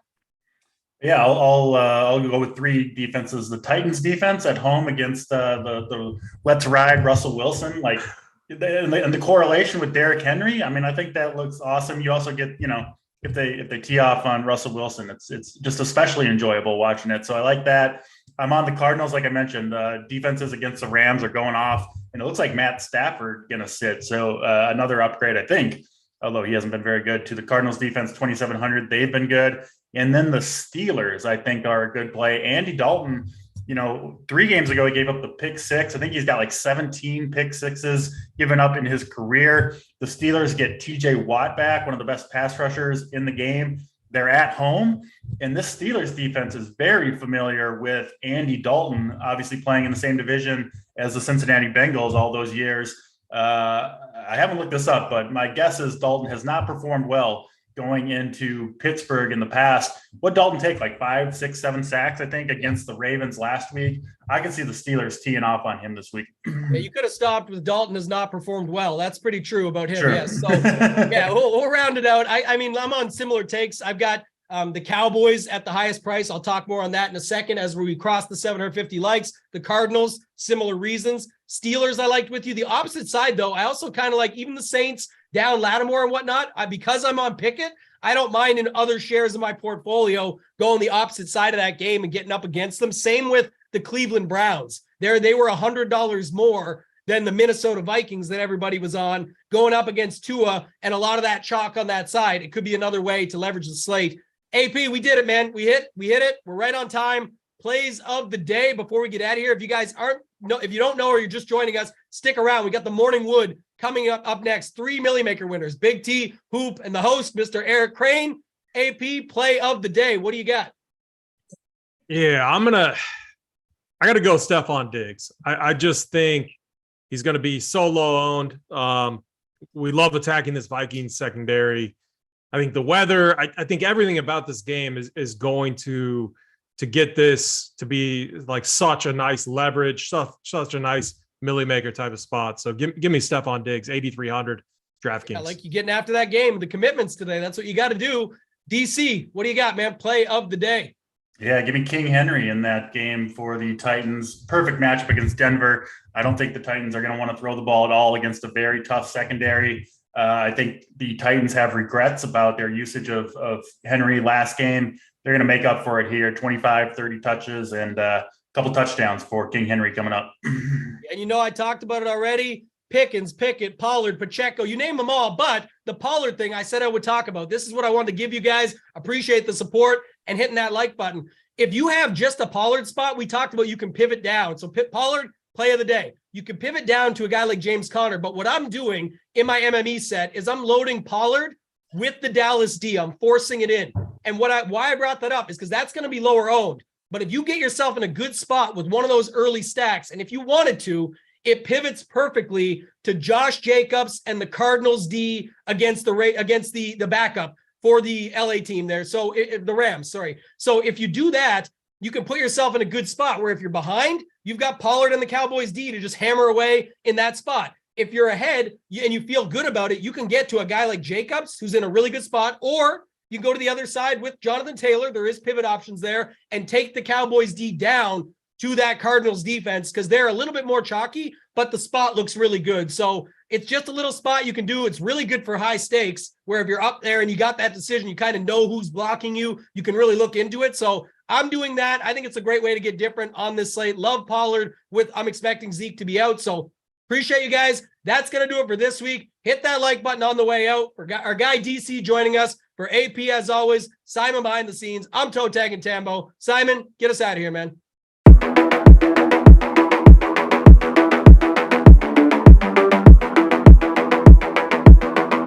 What's up, guys? Tambo here with your weekly core report. It's a big week for Run Pure members across both NBA and NFL. Let's get into the winners. In the NBA streets, Hole 800 turned $12 into 4K. C. Corms turned $76 into 4K as well. Leroy hit for $4,600, while Y Guy 223 shipped for $12,000. Our guy AP joined in the fun, hitting for $8,000. Turning to NFL, it was another great week for us, especially when it came to Showdown. I parlayed my appearance on our premium Thursday night Print Factory show into 61K, featuring a lineup with Dallas Goedert in the captain spot. RPS coordinators were all over the Goedert captain play, appearing not only in my premium attack plan, but Mangone pushed it as well, helping Nadesify ship for over 67K, while Pete Vegas hit for $7,200 over on FanDuel. But the biggest hit came on Monday Night Showdown, where RPS content was all over Kenyon Drake in the captain spot. Captain Drake was pushed on our free Showdown show by special guest Chris Randone, in addition to our Talking Touchdown show with Spread, Tyler, and Title, where Tyler called his shot, nailing the Drake call ahead of shipping $29,000 for himself. 75% of carries, like he's going to be unowned, like low owned because of his price. He's got to be even more low owned as a captain because his price jumps even more. If he scores 2 touchdowns in this one, you could be golden. Guys, if you have not subscribed to our free YouTube channel, take a second right now and get it done. Racer 1A joined in with a 10K hit from Showdown. Kanoski 69 hit for 22K as well. Locks rode Drake Captain to a 30K score to continue his heater, while I shipped 2 more King of the Beach seats. But the biggest win was by Run Pure member Homebrew, who hit the perfect unique lineup, solo shipping for a monster $500,000. He joined our NFL First Look show to talk about his big night. Randone just mentioned at the end of the show, the very end, it was the last lineup I made. It was the end of the show, and he said, Kenyon Drake captain. And I was like, well, I don't have one of those. Let me make one of those. Congrats again to all our members. If you want to be featured in the core report, drop your winning lineup in the Members Never Win channel in our premium Discord. If you're not a member, join now. You won't find a better value with all sports included for one low price. And while you're watching, hit that like button right now. Remember, if you're not winning with us, you're watching us win. Until next time, let's keep running pure.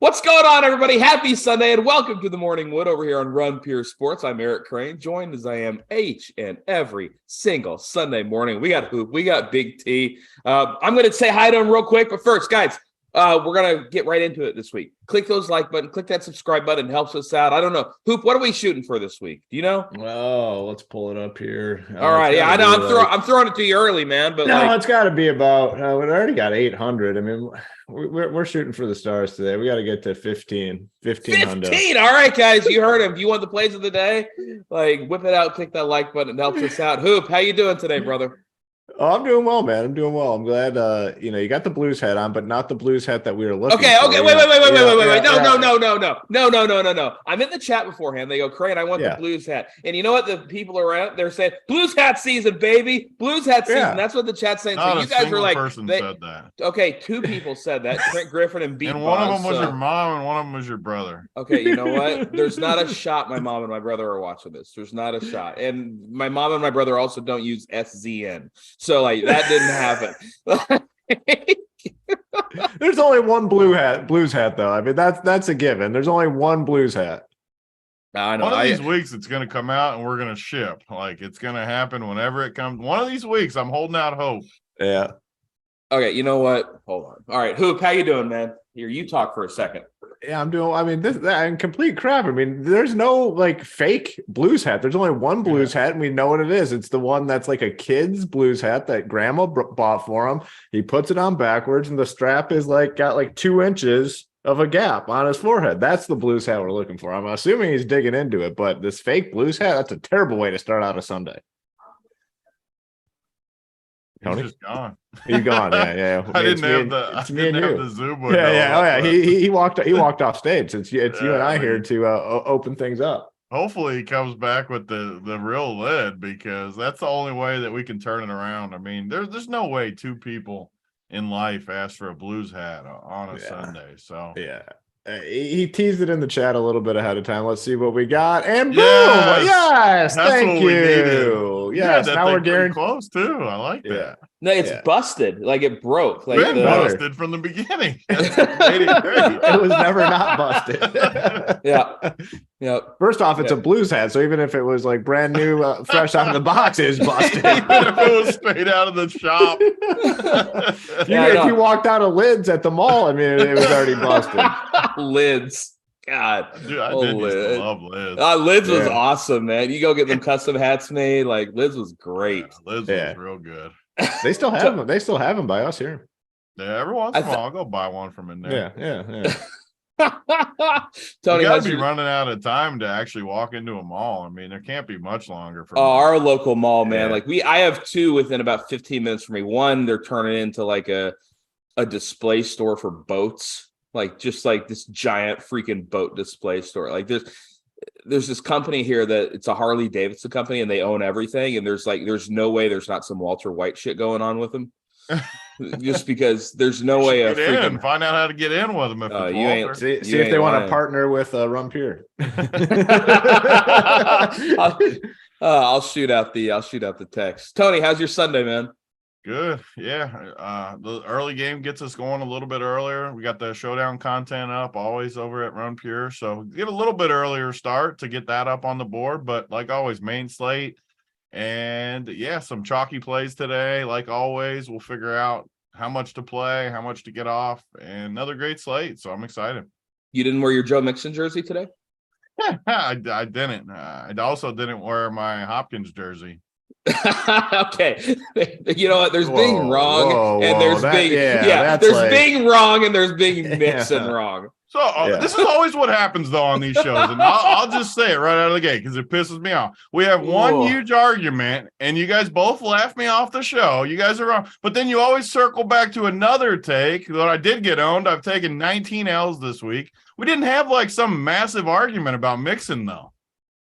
Yeah, but you did it, so we're just going to give you shit. It doesn't matter. That's what I mean. That's what happens. This is what always happens. That's part of the morning wood. We had one argument. That's the show. That is the show. You guys laughed me off the show. You guys were on the ground laughing. The dude didn't do anything. And you know what? The Hopkins thing's a low blow because it should have been 2 touchdowns. But should have been. Fucking asshole. No, our boy fucking Robbie was offsides. At the end of the play, I should have won this week, Hopkins. You should have got more than 13 points. I was only 3 players away from winning. I'm not going to take any stands anymore. Yeah, you guys play all the safe plays. I'll take the stands. If you guys can't take an L, it's no fun. I was 4v4 from winning the Millie last week, man. I was like, I don't even think I was 4v4. 8v8 or whatever. I mean, I was in the grave on Sunday. Our site was down. Mixon had 77 fantasy points on me. Like it was a rough. I do gotta thank you. It was by 1 victory lap. It was really something. Week. I did end up with him on my main team because of your hate for him. I was like, you know what? Tony's been he's been too right lately. I said he's due for a wrong. And then when you threw in the Zeke comparison, I said, all right, now I know it's time to fucking go in on Mixon. Did you happen to click on Tony's Twitter mentions? Oh, it was ugly. I was laughing the whole time. It wasn't like a huge talking point on the show. It was just kind of like a pass by. Well, it was a talking point when I was in the grave the rest of the day. Yeah, for sure. Yeah. Tony had to put out a statement. He had to put out a freaking statement like our boy Trevor Bryan back in the chat. That's my boy. He's back in the chat. I just called him Zeke. not about Zeke. I meant not about Mixon. If you would have left out the Zeke part of that comment, I don't think you would have got as much. I still feel the same way for the rest. Trevor Bryan, thank you. That makes me feel better. Helped you to 500K. You did pick that team though. You deserve all the credit. You left 5,000 on the table Monday night. That was all you, my man. Hero stuff. Man. Heroic effort. Oh, that's great, man. Do I have to wear this hat the whole show? Yeah. No. If you want to win money today. I actually like it frontwards. That looks pretty good. Yeah, that does look good. Have you ever? I've never seen the front. Yeah, I think that's the first time I've seen the front. Looks like a train conductor hat is what it got a lot of work to do on these likes. 15 hundo. Start hitting it right now. It's a great time. Get some momentum going. But I don't think I've ever seen the front of the Blues hat. Now that I see it, I've only seen the straps. This Blues hat This Blues hat's been around for about 7 years too. For those of you who don't know the story, my grandma got me a hat for Christmas like 7 or 8 years ago, and she didn't realize it was like for freaking 5-year-olds. She didn't realize you weren't 8 years old anymore. Yeah. So, anyways, we popped it up on the show one time, and it's only for OGs. This is where we keep it inside our circle. Only the OGs are allowed to know the full story. Yeah. We know. Only who's our Landa? Only Landa. Landa definitely knows. I love Landa. I love Landa. Oh, that's what he said. Crain looks like Mario. All right, guys, click that like button, click that subscribe button. It helps us. Mario comparison. That like button helps us out over at Run Pure Sports. We're trying to get to 1,500 likes. We're being pretty ambitious today. 1,500 if you want the plays of the day. And we got about how many is watching Hoop? 1,600. So all right, so we need all of you. We need all of you. Click the damn like button. It helps us out. And obviously we're going to be going game by game today. We're going to be having some fun along the way. If you got any questions in the chat, if I'm feeling generous, not Hyder Forte season long. Oh, boy. Yeah, that's another OG. Mike's been with us for a while. Somebody legit just said that. Yeah, no, that's what I'm saying. That's the people are trying to prove their loyalty to the Morning Wood crew, and that's one way to do it. Landa's in there. Yep. So the OGs are popping. Hey, my Blues won last night. We beat Vegas, who had won like 9 straight or something. Started?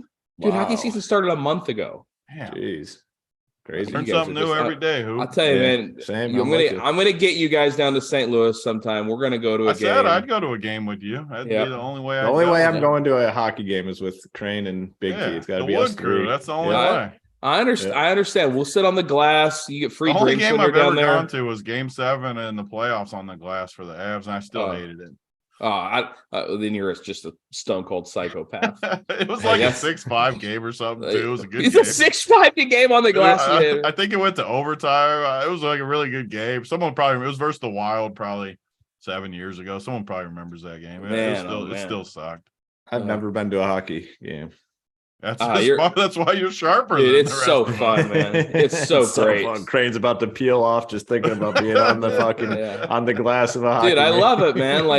I probably sit on the glass 2 times.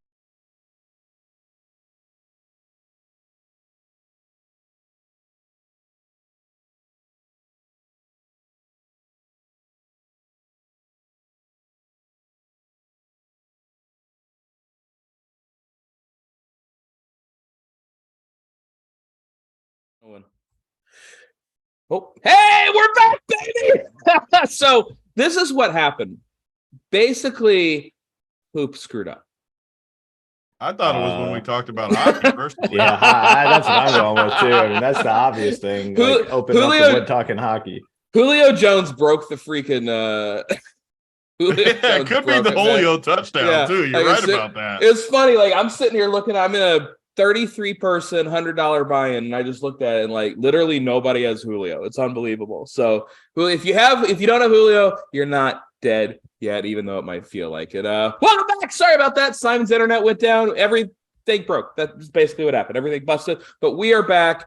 Hoop, I think we're going to have to give an updated like count that we're shooting for. So if you're still with us, We appreciate you very, very much. Click that like button. Click that subscribe button. Who now? How many likes We're are we definitely shooting gonna have a for? hard time getting. I don't know, because like we shot up a ton of likes. Like people responded during the outage, which I don't know if that's good or bad. Like, That's good. That's good. Are you kidding me? Would people rather us just be down and it'd be like the blank screen? You know, Just I keep don't it on know. Crane's Yeah, it froze on my face. What more do you want, man? Like we give the people what they want. They I want more guarantee Crain. if We you gave didn't them have more that hat Crain. on and it froze, we wouldn't have got that many likes. Correct. Oh man. So we'll stick with it. I mean, the numbers are shooting back up. We're already up to 1,500. We're sticking with 1,500. Let's get it done. All right, need guys. Tambo's sayings though. All his little Yeah, I got to start writing those things. But the problem with Tambo sayings, I love every single one of them, but he has a new one every show, so it's impossible to keep up with like the sayings. Hit the like or take a hike is one that. You think he types it in like the Google to see what rhymes with what? Just Oh, so he you can has pull it to. out? He has to have some to. sort of Yeah. He's got to have some sort of program where he just types in a couple keywords and it spits out one of his sayings. All the rhymes. Oh, that's too good, man. Hey, Everyone let's get into in the chat. Does think it was the hockey talk, and I can't. Just... Okay, you know what? That's all right. Everybody in chat can be wrong. That's how it works. The hockey talk's great. We're going to the hockey game. I'm going to get you. We're going to sit on the glass. I'm going to treat you guys down in St. Louis. We're going to stay We're going to stay at only with you guys. We're going to stay at the Drury Inn. It's one of the nicer hotels. Like, if you have a Drury down there in St. Louis, we don't have many nice things, man. I'll take you to a nice piano bar I used to go to. I don't know. That's probably starting to lose me awful quick. No, I'm in on the piano bar with two dudes. I'm in on the piano bar. Piano bars are great, man. Are you kidding me? You get the dueling piano. I love that. Yeah, like, that's cool. Dueling piano. Have you never been to a piano bar? I guarantee he's never been to one. Dueling piano is pretty sweet, man. I'm telling you. Yeah. You get them, they go back and forth. They hit those notes, and you get the crowd all hyped. Down again here. All right, hold on. Man, chat, you know I'm not on board with most of that shit. You know that. You know your boy is not on board with all the random crap. I'm in on the dueling piano. I will tell you that. I went to one in Vegas. It was sweet. All right, you should reconsider. Honestly, boys, while you're there, maybe you can visit the zoo. Like I agree to boys. Like I mean, the dueling piano bar. I like the zoo. It's a good setup. The zoo. I agree with the zoo, dude. I mean, the chat's killing you too. I mean, just murdering you. Oh, there's one. Piano bars are awesome. That's the only one. I don't know, like a solo piano, I might not get behind. The dueling piano, though, I endorse the dueling piano, and I stand by that one. I think if Tony went, he would also enjoy it. It's amazing. I don't even know if this piano bar still exists, by the way. Like, get some totally Elton John going back and forth. I mean, it's Andrew said, taking my like back. I mean, you guys are getting just crucified in the chat. Yeah, thank you. Randone has my back. Of course, Randone does. I can see Randone. Yes. Randone can take my spot with you two at the piano bar. Randone has me blocked on Twitter, but you know what? I'll still take him to the booth. Oh, no, see, Dome? Hey, you guys are gonna be boys. You guys are gonna be boys. Look at the budding relationship between DC and Randone. Like there's hope. We need to put Crain in with those two this week. Whatever show they're doing, Crain's hopping on with those two. I'll send out the promo tweet and won't be able to tag them. It'll just be sad. Yeah, it is Broadway, the funniest when you're like trying to tag someone or talking, it's just blocked. I'm not allowed to do it. The Broadway conversation is much different. Someone brought up the Broadway thing. Like I stand firm on the Broadway. Like I'm not doing a fucking Broadway show. I'll promise you that. Dueling piano though, in. When we were in New York City for that DK Live final, that what was it, football? Yeah. We went to Jay-Z's club. Which one was that? Yeah, that was football. Yeah. I definitely went to go see School of Rock on Broadway. Oh, is that when we picked you up? Remember we were driving, we were walking, we scooped you off the street. First time ever. I mean, we got to get to football. You guys are absolutely killing me. You did not go to absolutely murder. Yeah, it was me, DB, and the wives. Oh man! Someone, Simon, lose power again. Shut down, pull the power. Oh god, we were on a roll before the break. Now we're going in the dumps. Lose the power. We're going to drop below 1,000 likes here in a minute. All right. Let's move on to some football. C-Dome, I'm sorry. C-Dome, I'm sorry for hurting you in 2020, man. We all grow. We all move on. Love you, buddy. All right, let's talk some football. We got the Lions at the Bears. It's a 48.5-point total. Chicago, 3-point favorites at home. And why are they 3-point favorites? Because Justin Fields has turned the corner. Price is the quarterback 7 on this slate. He's rushing a ton. He looks pretty damn good back there. And by the way, he gets to play Hoop's Lions team, who couldn't stop the three of us. Hoop, Justin Fields, going to be very chalky. Is he good chalk? They could stop dusty-ass Aaron Rodgers last week. That is about it. Yeah, Fields, I think you're right on. It looks like he's kind of turned the corner. I mean, it was my biggest, I don't know if it was a mistake or regret, I guess, from last week. And I know people always say, oh, well, I took this guy out. Literally my last X out of my player pool last week was Justin Fields. And obviously that did not work out very well because you needed Justin Fields in GPPs. Ton of mixing last week, had like 40% mixing. Devontae Adams, great call, by the way. Thank you. And I did get on Devontae last week because of you. I put on, got the note. I thought he was the best play on the slate. It turns out Joe Mixon was. Sorry, you have a clean page today. You got a clean page. I'm going to be taking all these damn notes. But yeah, I took him out last week. Looks like he's turned the corner. I mean, the rushing attempts just massive. Look at 15 attempts last week, 8, 14, 12. Kind of starting to, we talked about these quarterbacks where you're starting with the touchdown. You're starting with the touchdown with Fields at this point. And then if he finds the end zone, obviously you're starting with 2 touchdowns. So love Fields here. He'll be owned. The problem is when you go to pair him with other guys, there's just not many options. Mooney, Cole Kmet, I think are guys you can play with them, but it's a really good spot. And not many times you see a 48 total at Soldier Field. So in on Fields. On the Lions side, St. Brown, Cleve Raymond, they'll be in my player pool. The price on St. Brown is cheap, 6.9K, but we haven't really seen the consistency with him that we were seeing last season or even the beginning of this season. There's just not a lot of plays on the slate. So both those guys will be in my player pool, St. Brown, Raymond, but neither will be like a core player or anything. Yeah, you mentioned Mooney, you mentioned Cole Kmet, like you didn't mention Claypool, who I do like. Like Claypool's a guy on this slate that I think that is it a notebook? Is it a worthy of a note here, or just like I think it's kind of like it's worth a small note. Like I think it's worth a small note for sure because this is a guy that last week they wanted to get him involved. 6 targets. They just wanted to get him involved, and I think that's just going to go up. I think you're going to see him as kind of the 1B next to Mooney rather than a 1 and 2 situation. So I like Claypool. Komet's not a guy I'm going to chase though. Like I know he had the big week last week, but that was a big outlier. Like Komet's not a guy I'm interested in. St. Brown on the other side, obviously I like. Tony, what do you think about this game? Are you eating the Fields chalk? Yeah, Fields chalk is tough to get off with the rushing upside, 6,500 against the Lions, high total, even in Chicago. It's tough. It's one of those weeks too. There's not that much else out there at quarterback. It's just that damn rushing upside these days. Like, I mean, the dude ran for 180 yards or something last week.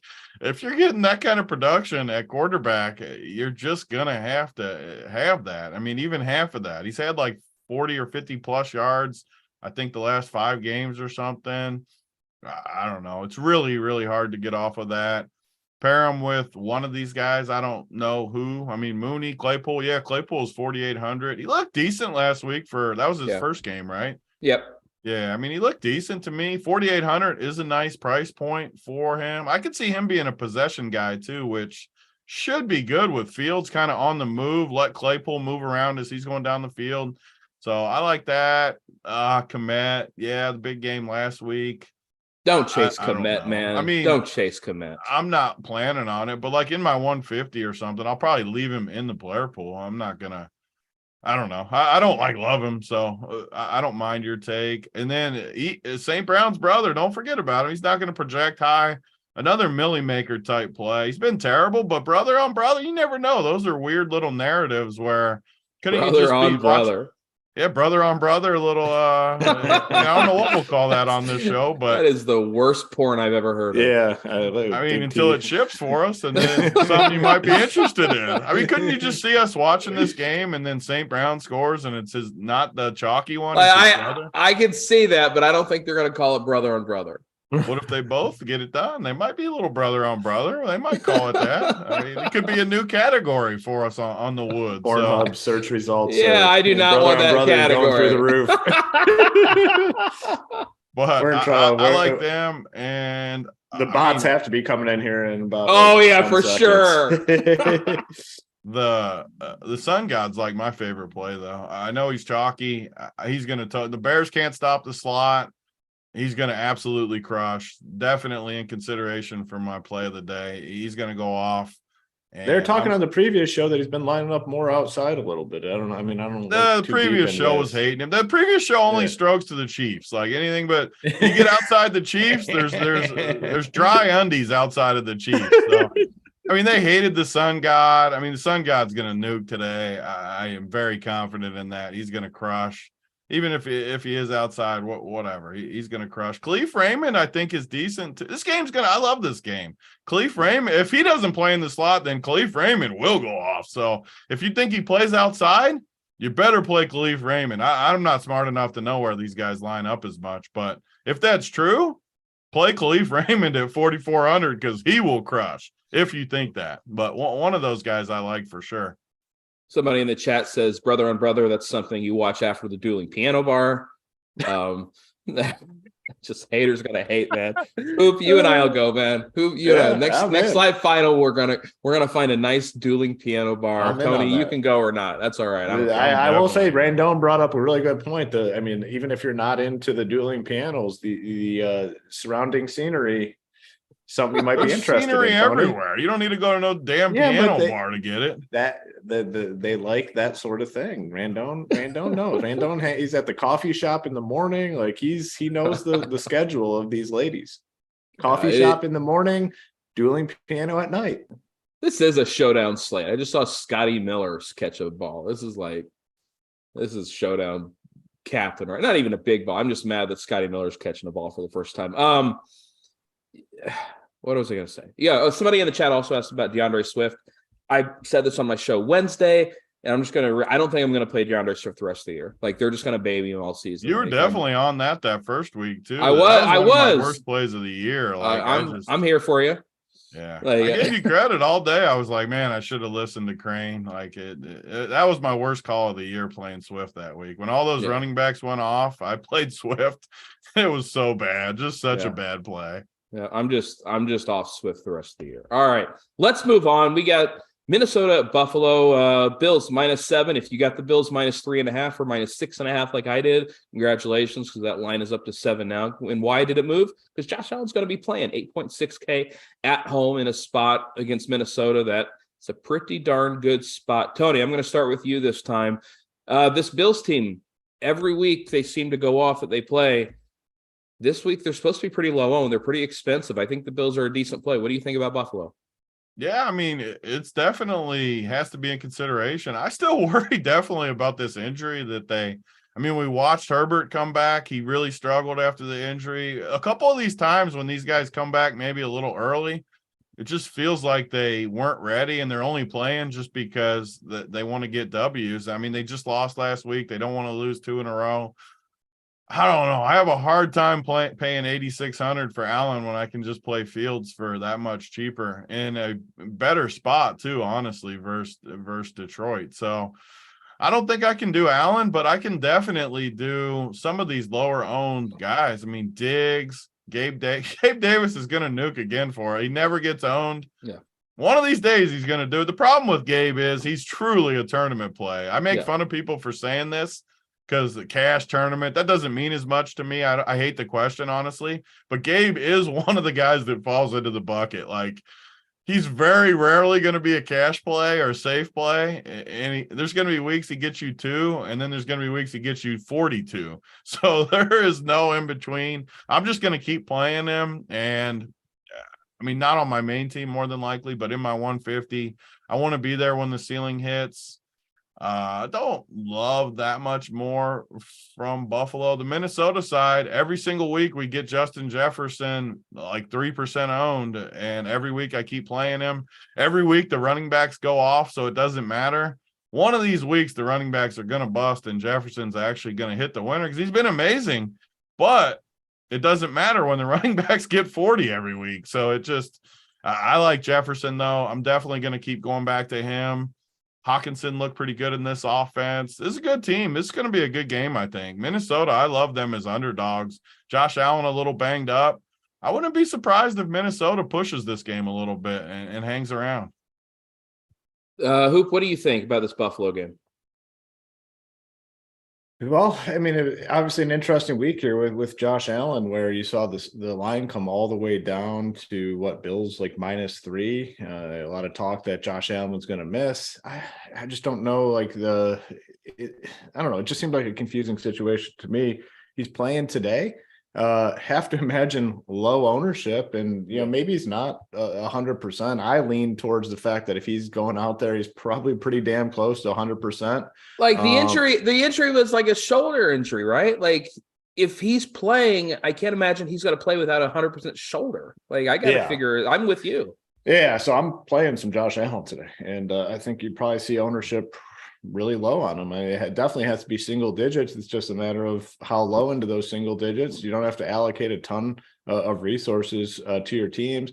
He is expensive though, 8.6, but again, that's also going to work into that ownership. So I will have some Josh Allen to Diggs and Gabe Davis every week. I mean, Gabe Davis is just a great guy to get a little bit of exposure to every week, because when he hits, he fucking nukes the slate, and that's what you want.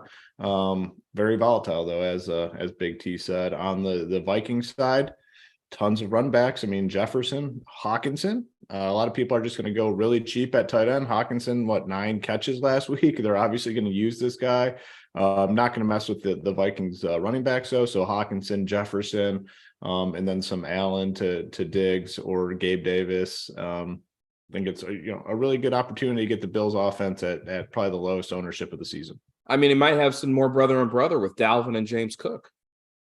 Oh, all right. Oh, yeah, come on. That's right. I like that brother on brother day. Yeah, it's 2 straight games. When's the last time that happened? I didn't even think about that. That's funny.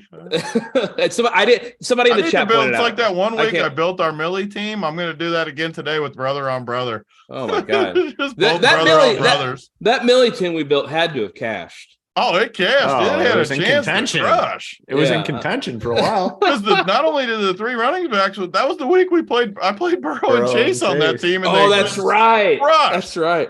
But I forget we had an injury though. Whoever it was crushed St. us. Brown.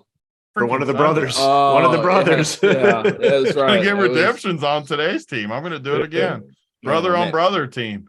All right, guys, we're having a good time on Sunday morning, as we always do on the Morning Wood over on Run Pure Sports. If you're enjoying this show, click the like button, click the subscribe button. That like button, it really helps us out over Run Pure Sports. So click that. We're trying to get to 1,500 likes. If you want our plays of the day, click the damn like button. And I'll tell you what, there are some guys that have been clicking the like button.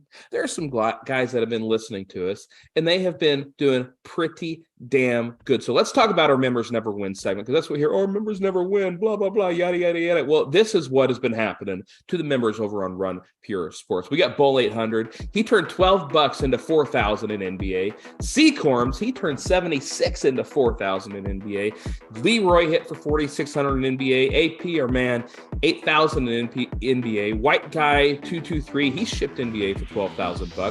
Kanoski 69 hit for 22,000 in NFL. Tyler 29,000 in NFL. Our man Lux continuing that rush, 30,000 in NFL. Nate Safai 67,000 in NFL. Tambo 61,000 in NFL. And the homebrew, of course, he's in the chat with us, I think. $500,000 in NFL. Our members have been crushing over on Run Pure Sports. So we really appreciate you guys clicking that like button. We appreciate the members. It's good times over there. And we got the core plays going on. We got the playbook going on. And for those of you that I'm going to tell you a quick personal story about that, the core plays. Yesterday, it was about, locking lock in Central Time Zone is at 6 o'clock for NBA. Yesterday, 5:50. I log on. I'm like, I want to fire some NBA last night. I pull up the cores over at RunPureSports. I didn't play anybody else but the guys that we had in the cores. I ended up having about $250 in play. What did I do? I won $3,000. So appreciate you guys. I think whose core did I use? It wasn't yours. I don't think you had a core. It was AP's core, and it was somebody else. Might have been DC's core. But anyways, appreciate you guys for a nice little $2,500 in the old Crain bank account. And yeah, it's always nice to have a nice little win going into Sunday. You get the free roll the Sunday days. I love it. Saturday is literally the best day to like do good. It feels so good when you get a little win going into Sunday. Yep. I don't know what it just makes you feel good going to the main slate. Oh yeah, it makes you feel great. You just like I have a Seattle Onslaught team. It's my showdown team. That's not going to work out, but you know what? Don't have that much in play, and I crushed it yesterday. Nice little free roll for your boy. So, all right, let's move on to our next game. It's Jacksonville at Kansas City, 50.5 point total. Kansas City, 8.5 point favorites at home. And Tony, do you want to play Chiefs receiver roulette today? It is a tough spot where you look at these prices, though, and I get why people would want to just play Mahomes and Kelsey, Juju. I mean, good plays for sure, especially against Jacksonville. This game could definitely shoot out. These 3K guys are at least like interesting in the millie, where 3K goes a long way, and Mahomes has spread it around a little bit. I don't think they even really know. I mean, Mahomes said it. I don't think they even know what they want to do on this offense so far. But Sky Moore's 3K and Justin Watson's 3K, only in Millie Maker formats. I mean, Kadarius Toney, I wish he was cheaper. I really do like him, but 5K, yeah, me too. It's just tough. And like if he was in the 3Ks, I would love him today. But 5K, I mean, you need certainty at 5K, at least some role. And it's only his second week here. Eventually, he's going to have a game where he goes off. No doubt about it. I have no question about it. But, yeah, I mean, Juju's looked pretty good. Tons. I mean, dude in chat, he's been crushing. He is he's fat, but he's got Mahomes. So it makes it easier. And a 6K for Juju, you have to like that. Kelsey, you have to like that. Yeah, I mean, it's a good spot. And the good part is Jacksonville has enough talent to push this team a little bit. ETN just keeps crushing. Part of the reason is, like Hoop said last week, the only guy behind him is old Tasty with Hasty, or whatever we call him. So Tasty Hasty. Yeah, Tasty Hasty is not tasty. So ETN gets all that workload. And I mean, Trevor Lawrence has looked pretty good. This Jacksonville team is on the rise a little bit. I'm not saying they're going to make anything happen this year, but they got pieces. I mean, Lawrence looks decent. ETN looks decent. Ingram and Zay Jones, Marvin Jones, Christian Kirk. I mean, they got a decent little team. Good enough to push the pace here. Can definitely play. They're going to be somewhat chalky even just because of these prices. Christian Kirk under 6K. Zay Jones continues to be cheap. Ingram continues to be cheap. So, yeah, I mean, I definitely think you can get some exposure to this game. Hoop, we were talking before the show, and I posted a picture on Twitter of my kid wearing a Jaguars shirt, which, yes, my kid has a Jaguars shirt. And I said, don't fade ETN today. And then I was on air. I said, I don't know if I'm playing ETN on my main team. And you made fun of me. You were like, why you're not going to play ETN? Blah, blah, blah, yada, yada, doodly pianos. Like, it was the whole thing. So, fun of you yeah, Tony. Yeah, but yeah, I know you were both making fun of me. So we can just replay the bit from last week because it's the same stance. I mean, you were on the guy from day one when he was like splitting carries with the other running back and crushing, and you were on him. No one else was. And now that guy's gone, and this dude smashes last week, and you come on, and one of the first things you say to us is that you're not playing ETN again. I said I wasn't sure. Oh yeah, I'm not saying I'm okay. Yeah, you're not whatever, but you're not sure if you're playing. I mean, he's 7,000. It's tough. Man. He's like an 8K running back. Have you looked at the production? But hey, you know your lineups. You know you do what you will. It's the theory of it all that's wild to me, though. You were on him all year. Yeah, I crushed. You were right. You were right, yeah. Crain. And then you didn't want to be right. You wanted to fade the next 2 weeks. Yeah, no, I messed up. It was a mistake.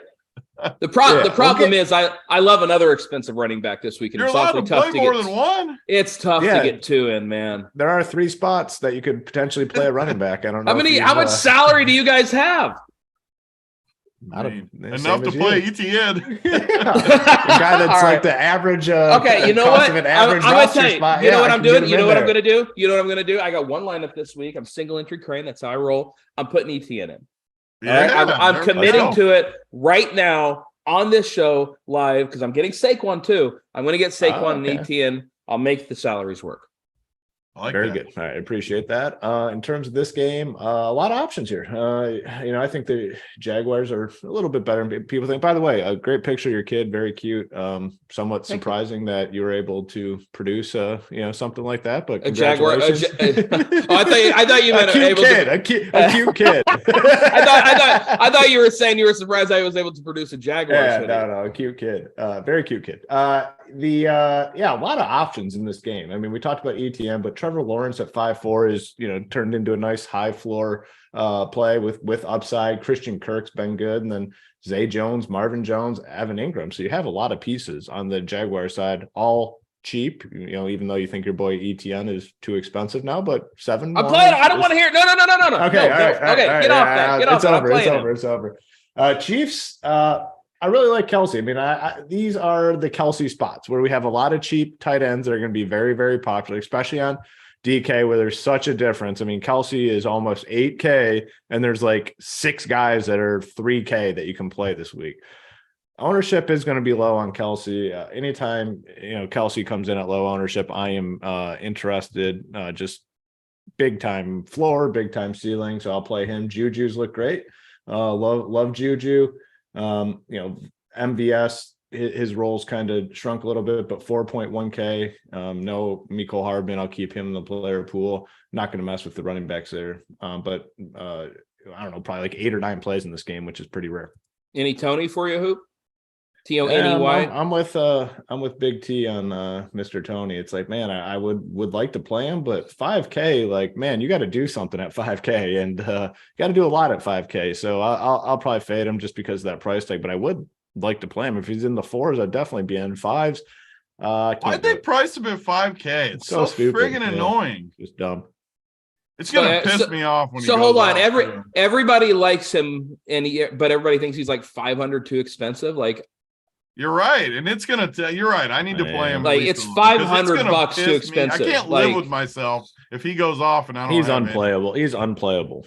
I think he is too, but it will. He's unplayable. The tilt it will save me though when he goes off is worth burning a few teams. Yeah. The thing at wide receiver nowadays, you need like 30. Like, you need 30. He has that upside. 30. He has that upside. I don't think he will. Like, I'm on your side, Hoop, but he's the only receiver 30, on this team. I don't think anyone would be stunned if he got 30. He's the only receiver on this team with that upside. But I guess Juju has that upside. I don't know. No, Juju doesn't have the. Juju has. I mean, I didn't think he had an upside either. Then I looked, and 2 games ago we went for 28. And 2 games ago, in 3 games, 24. He's averaging like 23 fantasy points the last 3 games. He has the 30 upside. Tony's unplayable at 5K. I'll stick with that.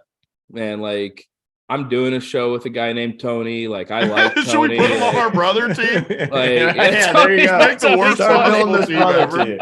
You guys are going to get like 30 fantasy points with the brothers. It's going to be dead last. I'm putting it in there. It's going to be funny.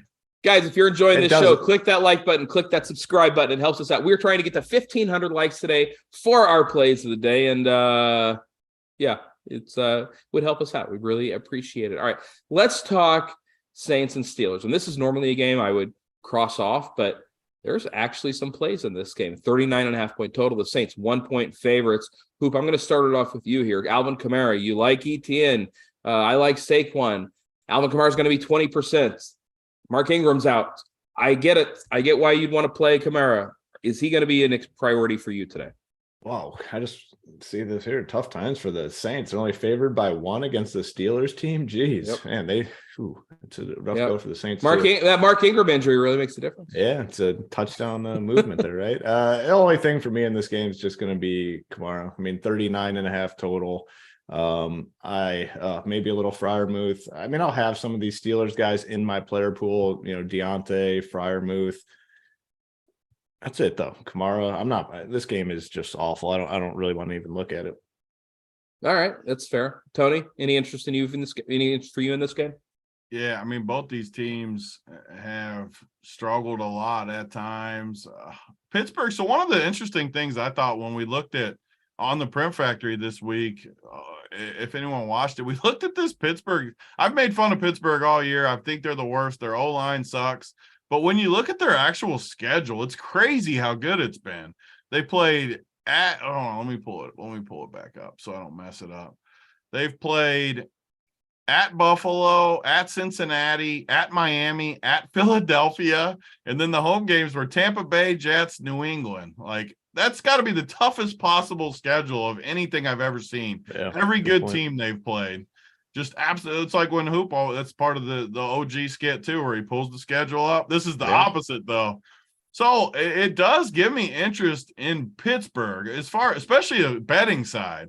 As far as betting, what are they right now? They're a 1-point freaking favorite. I love Pittsburgh at this spot. New Orleans has looked terrible. Dalton's looked terrible. Pittsburgh has too, don't get me wrong, but they get TJ Watt back today. Hasn't played since week 1 when he went nuts. And I just think Pittsburgh's a really good spot. So if I think Pittsburgh's a really good spot, where can I find some value? And I haven't played him all year, but Najee Harris, 5,500. Oh, no. Got to know. I listen to your receiver takes, Crain, but running backs, I don't follow. He might not even, he's in a split backfield. Like Jalen Warren's, they're talking about him getting more carries than Najee.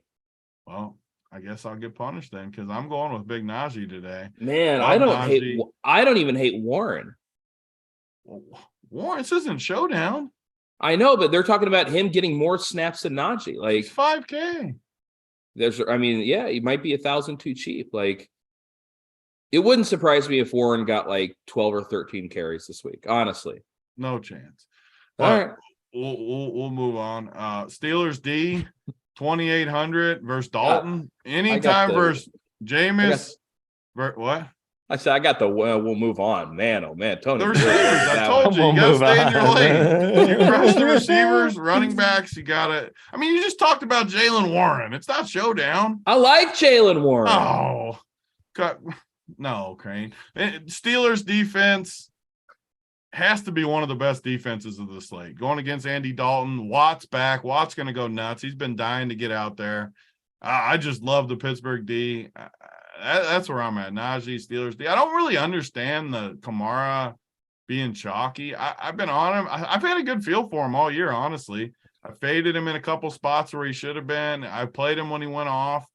I don't really get it. So I'm interested to hear what Hoop says because he's better with the chalky type plays, but I don't really get his ownership at 7,400. I don't feel like the spot's that good. I just think there are much better options than Kamara. Like, I think Saquon is an elite play. I think like if he was 6,400, I would be in, but like it just feels expensive for him. Yeah, I mean, it's funny. After I looked at this game and started talking about it, as you were mentioning Kamara, I was literally deleting him from my core. Like I had him in there, and then I was like, you know what? Why do I need to play him? Because I was having trouble with my main team getting things to work. I mean, I don't have my full core up. Usually at this point, I know what I'm doing on my main team. I had him in there. I took him out.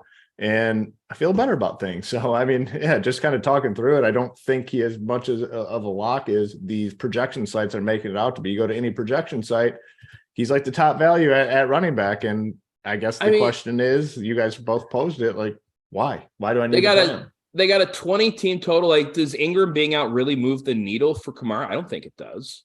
Like, it's not like Kamara's out and we haven't really seen it move. Yeah, like I just think that it's not at home either. There's another like subtle little thing. I mean, I would like him. I always like him more in the dome, like everyone does, I think. Yeah. I'm with you. I'm not saying you can't play him. I'm never saying that again about one of these plays after mixing, but I just, I don't see it. I don't see it.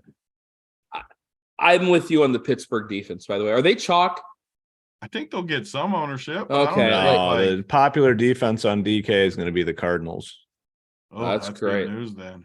2,700. I do like Or the Steelers. How much? 28. Yeah, 2,800. I mean, TJ Watt back. I love them against Dalton. Yeah, no, I like the Pittsburgh, like beginning of the week. That's who I keyed in on. And the fact that Arizona with the quarterback injury, that they're going to be more popular. That's good for me because that just means that fewer people are going to be on the Pittsburgh defense. At first, I thought they'd be chalk. I'm glad they're not. Let's talk Houston and this could be a Taysom week too, but he's quarterback on DK. Is he still tight end on FanDuel? God, they make him 6,500 though. It just tilts me. He's a tight end, but I do think this is the Taysom. Like if he was like 4,500 or something, I would play him for sure. I think it's a Taysom week, but you can't play him. You can't play him at that price. All right, Houston at the Giants, 41.5 point total. The Giants 5.5 point favorite. Saquon Barkley, he's 8.6. I think he's the best play on the slate, and he's going to be under 20%. I don't get why he's going to be under 20%. I suppose the price is a little prohibitive, but like this is a guy that gets all the work. Hold on a second. Court Cox just keeps typing the same shit in the chat. You cost me this with Mixon. Court Cox, there's no chance you played 7K in action. Prove it. I'll put you in the Wildcat today if you played 7K in action. That's my deal to you. I'll give you a $333 ticket if you prove to me that you played 7K. Because there's no chance with your stupid little symbol just saying the same thing over and over. Get out of here. You played like $7. You didn't play no 7K and you're in here spamming the chat. Get out of here. All right. Well, glad we got that out of the way. I like Saquon. Hoop, do you like Saquon? Yeah, I'm definitely interested. I mean, it's the price thing. I mean, 8.6, he's up there. Derrick Henry's up there as well, who I like. But again, I think a lot of people end up coming down to the 7s and probably the 6s now, opposed to coming up. So I think it's a situation in 150 where it's probably going to be pretty easy to get overweight on Saquon Barkley and Derrick Henry, like we'll talk about here in a few. So I'm interested in both those guys up top. I think ownership is kept in check because it's another week where we have 5 or 6 guys, 7K, 6K range that are all in play. So I do like Barkley quite a bit. I'm going to be looking to get exposure to him. And then Dameon Pierce on the other side, he'll be very popular. The price is just, it's a bad price, 6.3K. He's just getting so much work. Looked really good too against the Eagles. He's good. He's really good, man. He's good. I mean, he looks good. He's explosive. He runs hard. He's a strong dude, and has a nice floor. I mean, hasn't been under 14 fantasy points in 6 straight weeks. Has the 30-point upside that we're looking for as well. So I'm in on both running backs here, but that's where I draw the line in this game. I want nothing else besides the running backs. I know a lot of people ask, can you play the 2 running backs from the same game? Absolutely. I'd be willing to do it here in this spot. So love both these guys and nothing else for me. Yeah. Tony, are you in on Saquon or are you in on Pierce? Yeah, I like them both with you guys. I'm in there. We keep getting these weird spots once a week where in my head, I feel like I can't play them together. And then I just realized that it's just not that true, honestly. They're both just really good plays. Saquon has looked good. They were on a bye last week, right? The Giants? I have no clue. Yes. I think they were on a bye. Yeah. I'm pretty sure they were on a bye. So that's good for Saquon. They were on a bye. Fresh legs. Yeah. I love Saquon this week. And Pierce, like you guys said, you guys were all on it. First Philly, one of the best D's in football. Houston actually looked pretty decent against them for a while. They ended up losing by a couple touchdowns or something, but they looked good for that spot. And Pierce was running on them. He just looks good. I'm with you guys. And he's 6,300. That's the example of like him versus Kamara. He's 800 or whatever, 1,100, 800, whatever it is cheaper. I forget what 74. He's 1,100 cheaper. You had it. 1,100 cheaper. I just can't play Kamara over that with an extra 1,100. I just think Pierce is a better play. I love both of these running backs. I'm with you guys. I don't think I need to play anyone else in this game. I was looking to see if Chris Moore or somebody, but it looks like Nico's back today anyways. Yeah, just the running backs for me. I think you could Wandale to happen too. I was going to say, I think you could make an argument for Wandale, but I'm not sure he's going to make my player pool. He reminds me of, is he the same price as Tony too? Where's the? No, he's cheaper. He's 300 cheaper.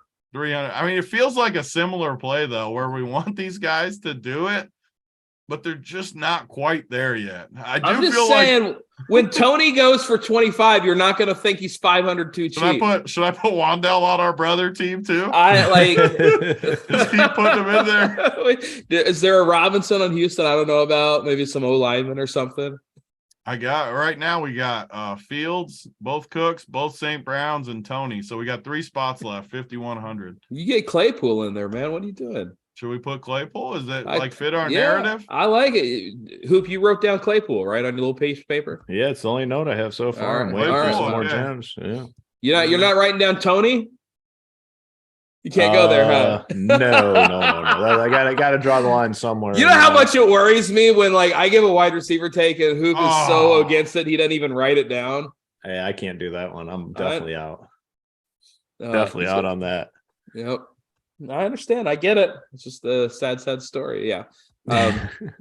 Saquon, love him this week. All right. Cleveland at Miami, 49.5 point total. Miami, 3.5 point favorites. And Tua has been crushing it. I don't think, I'm seeing like 15% owned right now. I don't think that's going to happen. I think he's going to be lower owned just because everybody's going to save $200 and play Fields. But every single week, it seems that Tua, as long as he's not concussed, he gets it done to Tyreek or Jalen Waddle. The problem is the prices on Hill and Waddle. They've gone up 9-1 for Tyreek Hill, 7-6 for Jalen Waddle. And on the other side, you've got Nick Chubb. I thought he was going to get him some ownership. I guess he won't. I'm seeing him under 5%. I'm still not messing with him. And Amari at 6.5. Hoop, get your paper out. Love Amari this week. Love me some Amari this week at 6.5. So how come only Hoop's allowed to take Crain notes? I like winners. You don't write down anything. Are you kidding me? Stop. Wow. Oh my God, that was like plus 800 to happen. Are you kidding me? I'm a pen and paper guy. Oh my God. How old are we on this show? I like my pen and paper. I always that's how I do like the plurals and stuff too. I transfer it to the electronic, but I start with the notes. I'll forget stuff. I'm old. Like if I don't write it down, I'll forget. And then when Claypool scores a touchdown, I'll be like, God damn it, Crain said that, and I forgot to play him. Oh man, that's big great. T dragging shaft. when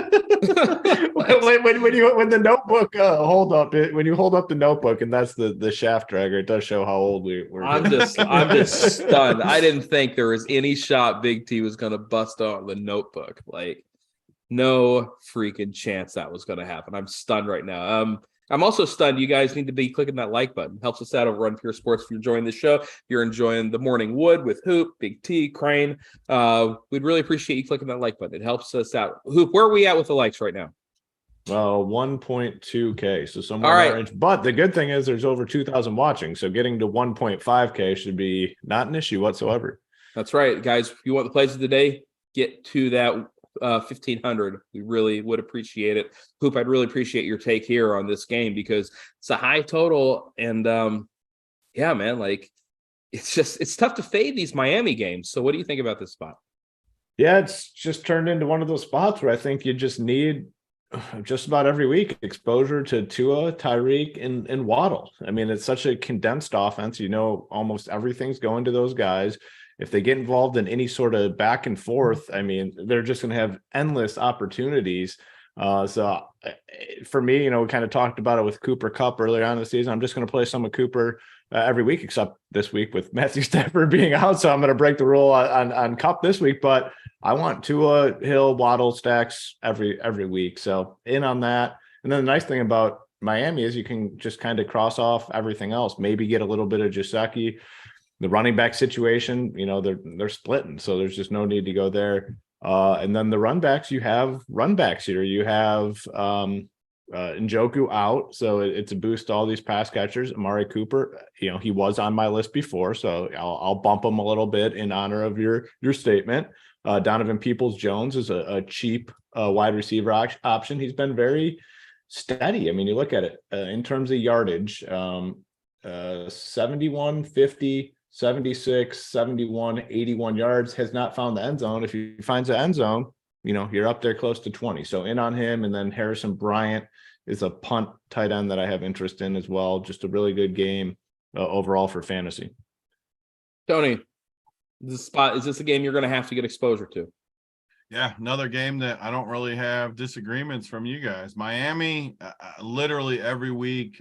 I went to the Cincinnati game, whatever that was, week 2 or week 3, and I swore to myself just every week when they have a healthy quarterback, these guys are just they just get fed the ball. Tua, Tyreek, Waddle. It's nice now because I kept playing Mostert with Jeff Wilson there. I don't have to play Mostert anymore, which is even nicer. They're even more condensed now. You can literally just play every single week, either receiver with Tua. You don't necessarily need Tua, but definitely. I mean, Tyreek's been an absolute machine. Cleveland, I already liked Amari, and with Crain on him, I like him even more now. You got just a nice little mini correlation in this game, both ways there. I like the Harrison Bryant call with Hoop, 2,700. He hurt me in the showdown game. He didn't do that much, but it's still a good spot. I mean, he's 2,700, good projection. Good spot versus Miami. I feel really good about him. Peoples-Jones, I think, is a pretty good play, too, at 4,300. He looks good to me this year. I've always been kind of a hater. Haven't liked him that much, but he looks pretty good, honestly. And 4,300, you land on that range a lot with some of the builds I'm building. So I could see myself using him in there. Another game, a lot like the Kansas City game, where you got a lot of pieces you can use in this game. I don't even think Jacoby is the worst play ever if Miami gets the lead, which I think they will. If Cleveland's playing from behind and Jacoby's got to chuck it, what I like about him is you got people you can pair him with for cheap. I mean, even if you didn't want to play Coop, you could play DPJ, Bryant. I love playing quarterbacks for cheap that you have clear trees that you can put with them. So I like this game a lot, though. I'm with you guys. All right. I'm not playing Kareem Hunt though. That's the JSU talked him up on the premium show. I don't mind Kareem Hunt either for what it's worth. Get it though. Like running back's been so good. Like you're just working too hard for your points. Yeah, I understand that point too. Like he's a milli maker only, like super deep play. The problem is, and we're going to talk about this in a little bit. It sounds like there's going to be another running back that's just almost a must play. So yeah, it's tough to get Hunt in there. All right, Denver at Tennessee, 39.5 point total. We are running late today. Click that like button, by the way. Helps us out. Trying to get 1,500 likes. Thank you. This is going to be a pick-me-up game because it is tough for me to imagine playing too much in this game. I don't know. Like Derrick Henry's a great play. I don't think I can play him this week. I like Saquon more, and I can't play both those guys. These Denver receivers, I like picking on this Tennessee secondary. Can I really click on Sutton or Judy, though? Ugh. Hoop, do you have interest in this game? Just Derrick Henry. I do like Derrick Henry here, starting to get to that point of the season where, he kind of turns it on, and he's already turned it on. Multiple touchdowns in 3 out of his last 4 games. Massive yardage totals. The targets have, come down a little bit, but it's games where they've been in the lead, so they haven't really had to pass it to him all that much. But it's kind of turning to the point of the season where you want to play Derrick Henry, and I'm in on him and Dulcich, and then that's just it for me. I just don't want to play anything else here. Yeah, Dulcich at 3-4 is definitely interesting. He's in my shell right now. I don't know if that's going to hold. Tony, what are you doing here? Yeah, I mean, again, more of the same. You can play Henry anytime. I think I like Saquon more than him this week, and you're not going to play 2 of them. I mean, he's fine. He just crushes, man. Even last week when they knew they were going to run, he still ran all over them. He's just a monster, so I could definitely play Henry. Interesting thing, I mean, this is another Millie make. I like to clarify Millie play, but Treylon Burks looked really good early in the year. He's back. He's only 3K, which it's a price point play. The dude is talented, and he's 3K. You know how many? I don't mind. I actually don't mind that. I don't mind that at all. Yeah. The worry is Denver's pass D is really good, but he's 3K. I mean, think of the guys we play at 3K, like total dumpsters. I don't hate it, especially to put in the optimizer, like put it in there. You know what? Maybe you do get a team with Derrick Henry and Saquon, and you need to punt a receiver somewhere. I think Treylon Burks is a decent play today at 3K. The Denver side, God, they've been bad. I I don't Dolchich, I'm fine with him, but he's going to get too much ownership for me. I don't want to play a chalk. He's projected at 20% right now. He's just been good, man. Like all 3 weeks, he's got double digits. I don't see how he doesn't. I would bet anything on over 20%. Like there's no way he doesn't end up chalky. He's been too good. He has been, but I can't play 20 to 30% owned Dolchich. I don't think we can just pivot to like whoever Hoop brought up in that last game, Harrison Bryant or anybody. I can't play a 30% owned Dolchich. Randone gave us it out in Showdown his first game. He's been good. Don't get me wrong. We've been on him. I think now's the time to hop off of him though at high ownership. Yeah, 39 total too. Like I just don't need it. I don't need chalk in this game.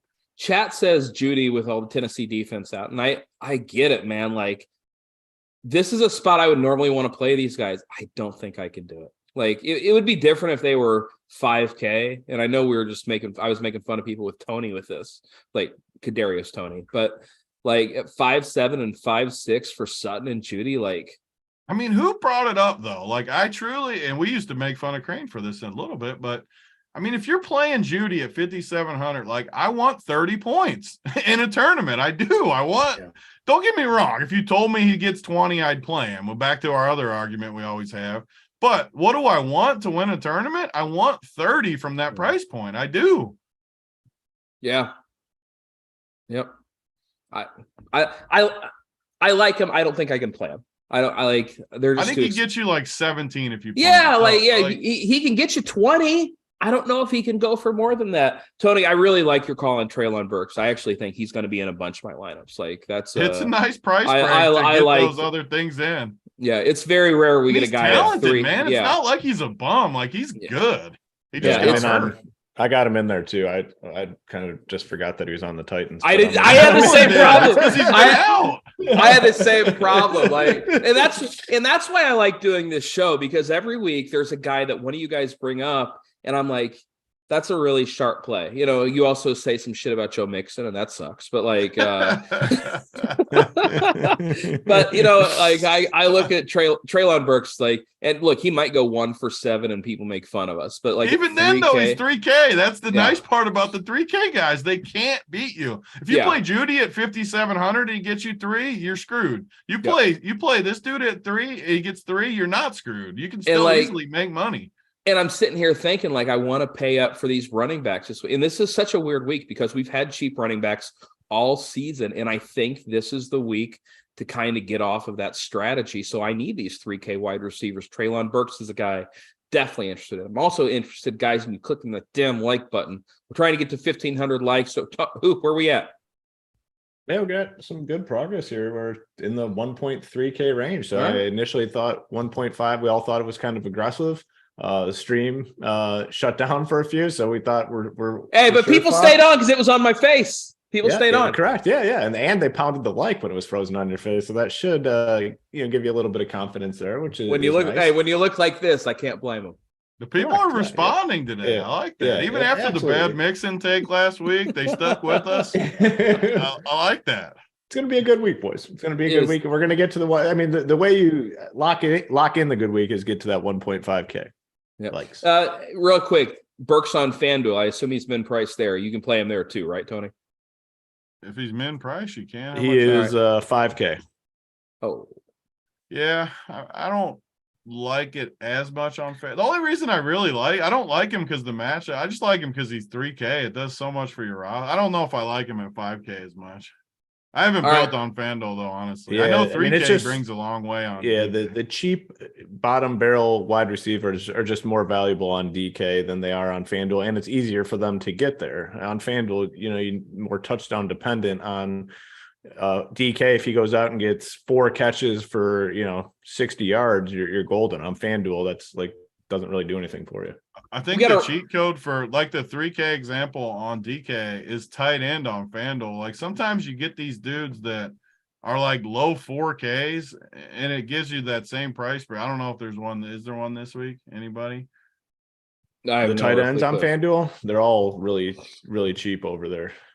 So like these guys like Tanner Hudson, we didn't talk about him in the Giants game, but I think he's 4,500 on, like Granson's 4,400. I think on FanDuel, the tight end is where you get kind of that loophole pricing because tight end usually sucks too. We had a question in the chat. Would you play Henry and Burks together or pivot to Saquon instead of Henry? Okay. Whenever it's a punt, I don't think the correlation matters as much. I don't think it matters either. Like when the dude's 3K, you're not trying to get 30 points. Like I don't think that matters. That said, I would play Saquon over Henry anyways. Let's move on to the 4:00 games. It's the Colts at the Raiders. 41.5-point favorites. The Raiders, despite Sam Ehlinger starting, despite somebody that has Tony's level of experience coaching, they're only 4.5-point favorites. And I know Hoop is going to like Josh Jacobs. I can tell you that already. Am I wrong, Hoop? I do like Josh Jacobs. Yes. Yeah, I figured that. We got Devontae Adams, 8-7. I think he's a fine play. Not as good of a play as he was last week, but still a fine play. So, really quick, before I throw it to you guys, I'm going to make a case for Jonathan Taylor. I'm not playing him. Not playing him. No. Listen. Already. You got to stick to the receiver lane. Listen, I'm just going to make because this guy's going to get the ball put in his belly 25 times. This coach, all he wants to do is run the football. It's a good match against the Raiders. He's going to be unowned. Hoop, that's my case for Jonathan Taylor. I'm still not playing him. Unowned on FanDuel. Really? Is he cheap enough over there? Cheap. Okay. Crain, just make it simple for yourself. More ETN. I'm playing ETN and Saquon. Are they the same price too? It's got to be about the same, right? ETN 100. Yeah. Play your boy. I hate Jonathan Taylor. Yeah, that team's ETN. So bad. They don't even want to win games. Like the best way they could win a game is, pound it with him. They're not going to do that because they might actually win. So, no for me. If he beats us, he beats us. Yeah, I'll live with it. I don't think I'm playing him either. I just wanted to make the case. Make the case. It's like a dead team for me. I mean, now there was reports that if Ellinger's struggling, then they're going to bring Matt Ryan back in. It's just I got news for them. Ellinger is going to struggle. So Matt Ryan better loosen up that noodle arm for today because he's probably going to get out there. Oh no, Goldilocks play of the day is Jonathan Taylor. Locks has been so hot. Oh no, Goldilocks. That's kind of concerning. That's very concerning. Yeah. That's a little concerning. Man, that sucks. I mean, all heaters do come to an end. Yeah, that is a good point. That is a good point. Man. Yeah. All right, go ahead. Who are they playing this week? Oh, yeah, the Raiders. Yeah. In on Jacobs. Devontae Adams, I mean, man, if they throw him the ball, it's hard to guard him. And without, for me, Cooper Kupp's kind of out of play. My guy DeAndre Hopkins, who Big T shit on last week, who still did fine. Wait. Wait. It. He had 14, man. We can't. It was the first drive, and our boy Robbie fucked him. And our boy Robbie not allowed to backpedal this one. I took enough L's. No, it's not even. He's not even part of this game. I just threw his name out there. But it's easier to play guys like Devontae Adams because some of these top end wide receivers not as appealing. I like Mac Hollins. I mean, 4.2K, no Waller, no Renfro. I think it's a good spot for Mac. Moreau's a cheap tight end to throw into the conversation. And I'm thinking, gosh, I can't do it. Fuck. Even you look at how does Derek Carr never have good fantasy games? Like last week, did you see Devontae finally called him out too? Did he? He called him out. Hey, Carr won me $1 million. I don't know what the hell you guys are talking about. I'd like it too if he won me $1 million. Usually when you have a wide receiver that's nuked multiple slates, the quarterback's going to have a huge performance. The dude he's hit 21 times this season. I had him in my player pool. Going over to SaberSim right now. And bye-bye. Give him the bye-bye. Carr is getting the bye-bye. So he's out. Yeah, it's Devontae, Hollins, Moreau, Jacobs. I like all those guys, but the Colts side, not very appealing there. Tony, what are you doing in this game? I like Jacobs, but I just like other expensive running backs more. What are you doing in this spot? Yeah, I mean, these are two dead teams. Hoop talked about the one way being dead. The Raiders are dead too. I can play Devontae. Devontae is the guy for me where, I mean, you can play these other guys. Don't get me wrong. Foster Moreau's in play. Mac Hollins is in play. They're not terrible plays, but am I like excited to play them? No. If they're like fillers, I'll compare them to the Jacksonville guys. Like I would rather play Zay Jones than Mac Hollins. I'd rather play Ingram than Foster Moreau in very similar price points. I'd rather play ETN than Josh Jacobs. So I don't know. I get worried this time of year. We're week 10. I just get worried about bad teams just shutting it down. And I think this game feels like 17-10 and nobody gets there. To me too. I just don't see it. Like, yeah. Can we just bet the under right now? I mean, what is the total? 41.5. Yeah. I mean, why are we playing guys from this game? The more I think about it, I had all these guys in too. It's like, why would I play Adams this week over some of these guys? I always like Adams, and I think I'm just fading this game. Like, I think it plays slow. Again, I think the Colts and I said this, I think they put the ball in Taylor's hand 25 times. The Raiders, they're going to put the ball in Jacobs' hands a bunch. Like, this game is going to be slow. It's going to be a slog fest. Like, I agree. I don't know. Like, under's going to win. You're right. Yeah. Like, and I never give out sports betting picks on this show. Sometimes they just come to us naturally. Like I don't know. Hoop, come make it 3 for 3. Just tell everybody to fade this game. Yeah, I mean, I'm not thrilled. I mean, there's running backs I like more than Jacobs. Devontae's fine and Mac Hollins is fine, Moreau's fine. But again, to me, my favorite play is Mac Hollins. Is he a must? No, but we need cheap wide receivers. So, I guess I'm kind of with you guys a little bit, not to the same extent, because I do think there's a route where the Raiders come and score like 35 points or something. So I'm more in on the Raiders than you guys, I'd say. Yeah, I guess. Mac Collins says he likes small totals. You don't make fun of him, Crain. I mean, that's a good point. It's a 41.5 point total. What are you doing? Yes. We got all these good spots. Come on. What are you doing, man? Why would you play, guy? We like the under too. It's not just 41.5 points. We like the under. What are you doing, Hoop? Everything's coming full circle on the one. Usually it's like the upper 30s totals where we pound guys. Like the 40, low 40s is somewhat acceptable. But I deserve it. You're right. I give people a lot of shit for the low totals. I got a question for you guys though. How come I get this question like 10 times a week? Are Big T and Uncle T the same person? Like, do people not watch the show? Like, we've both been on a shitload of shows. I know I'm on a show every day. Uncle T's on a couple a week, one or two a week. Like, how do you have? I don't understand the question. He's got a freaking mustache.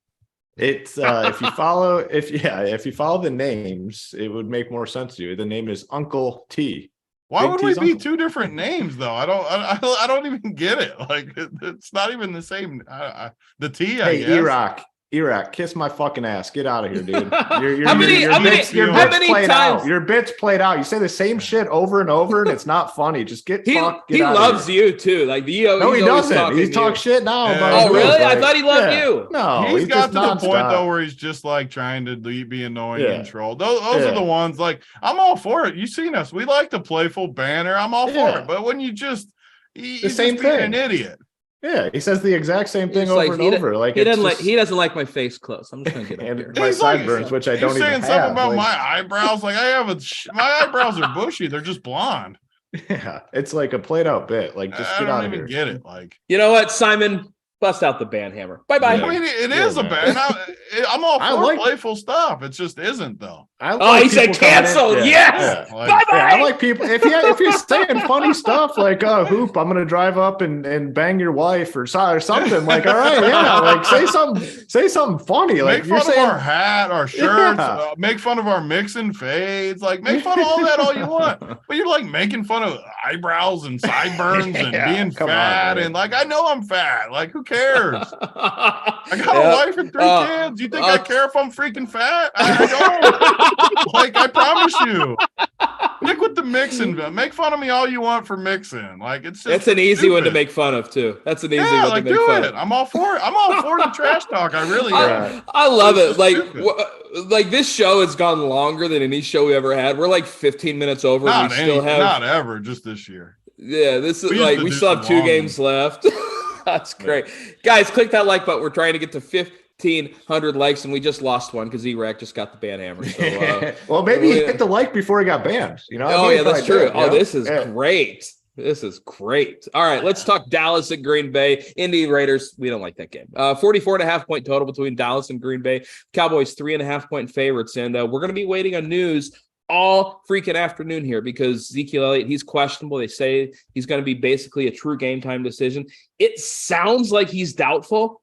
Like, just listen to the coach speak. It sounds like he's not going to play. And if he doesn't play, Tony Pollard at 6'5" is going to be one of the best plays on the slate. Tony, are you playing Pollard just like right now? Are you planning on playing Pollard?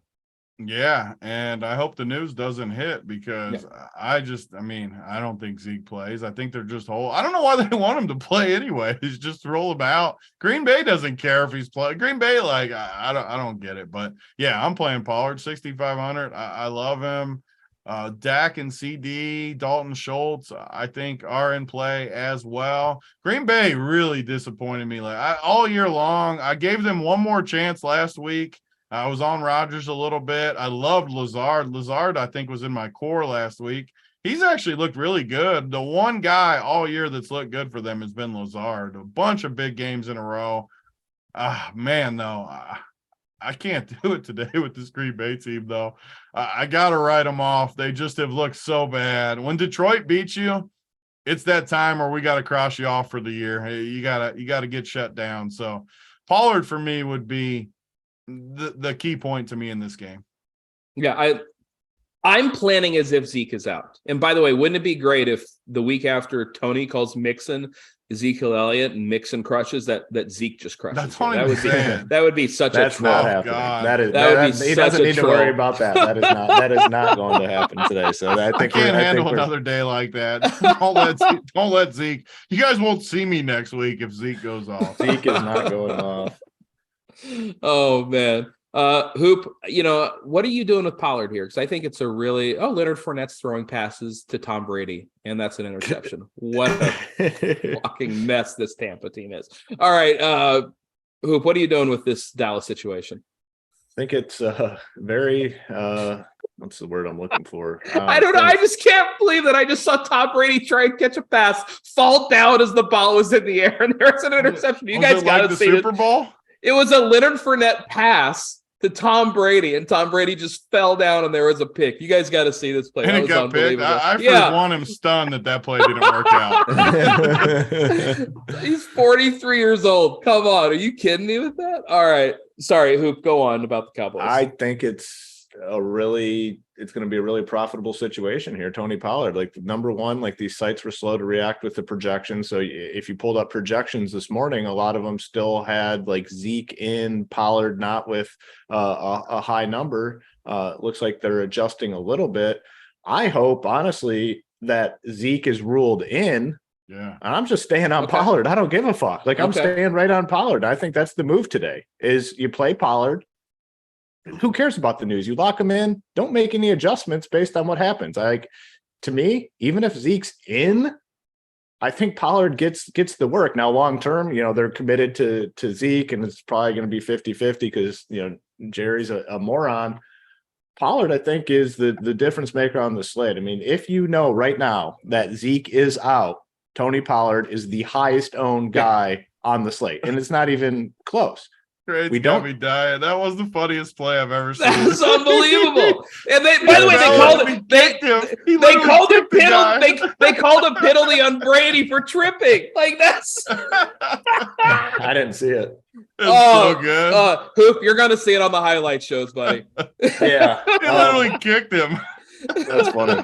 Yeah, I'm just Pollard for me. I'm not I think it's a really ideal situation for fantasy. And if Zeke's ruled in, I think you just roll with Pollard regardless, of whatever you played him at 1:00 when the slate locks. I think you just go right with it. And so if Zeke is ruled in, you're not going to panic, swap off Pollard. No, I'm staying on Pollard. I don't know. What's your opinion, Tony? I'm with Hoop. I'm going to play him. Don't get me wrong. Will I be, especially after the Mixon trauma, will I be a little more nervous? Sure, because Zeke, they freaking have a man crush on this guy at the 1 yard line. But I'm with Hoop. I'm playing Pollard, and I feel very good about it. Actually, I think I think he might be the best play of the day, honestly. Same. If He he might. stays, Wow. Okay. Considering the circumstances, the uncertainty around him and the lower ownership, I think it's a good opportunity to make one of the a lot few of money times too where I'm glad he's in the afternoon and not the morning games, because we're gonna get a really good opportunity with him today. Yep. So my running backs are Saquon, ETN, and Pollard. That's what you guys are saying. I think you're in good shape with those three. All right. Sounds like a plan. Let's go. Sounds like a plan to me. Yeah. Tony, any interest on this Packers side for you? I just think I'm done with them. I mean, the only guy I still like is Lazard. I could play him, but I don't need it this week, so I think I'm just out. All right. Yeah, I think the Packers are just toast, man.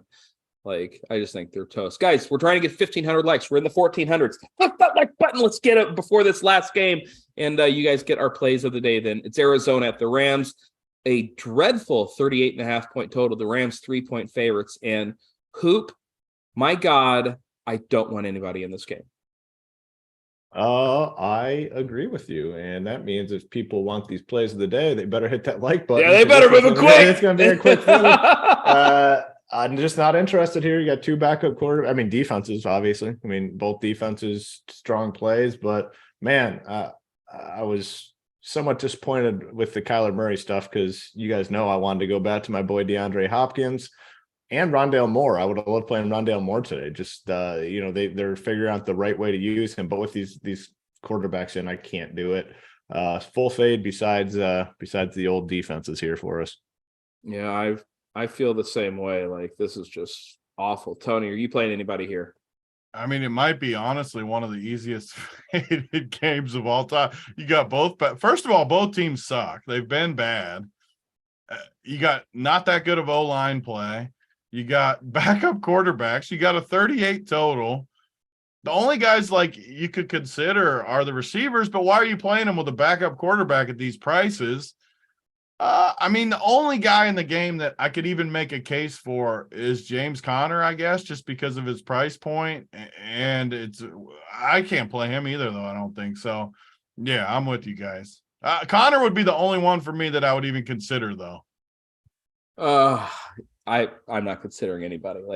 Yeah, I mean, I think you're in pretty good shape fading this game. Yeah. Like, if people play 8K DeAndre Hopkins with Colt McCoy playing, if people play 9K Cooper Kupp with John Wolford playing, and they beat me, so be it. I can live with that. It's a bad spot when Cooper Kupp's like not even projected very high at all. I mean, he is, but he's not for him. I think that's a very, very easy. Hoof, where are we at with the likes, man? Got the job done. I mean, I forgot though, before you get into the likes, because there was the one guy I brought up, and this is another like my take, but so week one, I gave my speech that our boy Stevie Boyton had that take that the Rams wanted to use Kyron Williams as their lead back. Oh, yeah. And he's 4K is the only reason I bring it up. We get that Stone Min price, 4K. Again, same preference, only in huge field stuff, but throw it into the optimizer. If you get 5% of them or something. Who? Thank you. Running backs, Crain. I'm going to keep saying it. No. I literally did. Was it week one showdown? Week one, he got injured on the kickoff. On the opening kickoff. Yeah. He was going to play that night, though, and his 4K is the thing. He's from Notre Dame, Crain. He's actually pretty talented. He's 4K. I like that play. Yeah, I've heard. I know who Kyron Williams is. 5% and you're 150 is all I'm saying. Okay. No. But I don't blame you for saying no either. Like, I'm not saying he's like a lock play or something, but I want to be there if he gets 20 at 4K is what I want, because he'll be so different, and I don't think it's that crazy of a call. I really don't. I'll tell you, hey, you play Kyron and Treylon Burks together, you can play whoever the hell you want. In a Millie Maker format, we laugh, but I don't think those are bad builds in a Millie, because if they both somehow get you 20, I don't know. I like those builds in Millies.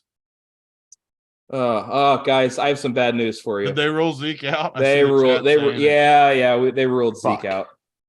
Yeah. So Pollard I still think it's somewhat late enough where he won't get steamed too hard, but There's a chance, but man, either way, I like him. We're still going to play him either way. That situation would have been ideal, not knowing at 1 p.m. Eastern and just keeping him in. Oh yeah, if it would have locked, like if we'd have got that news in an hour and a half, it would have just been. Oh, it would have been great. Ooh.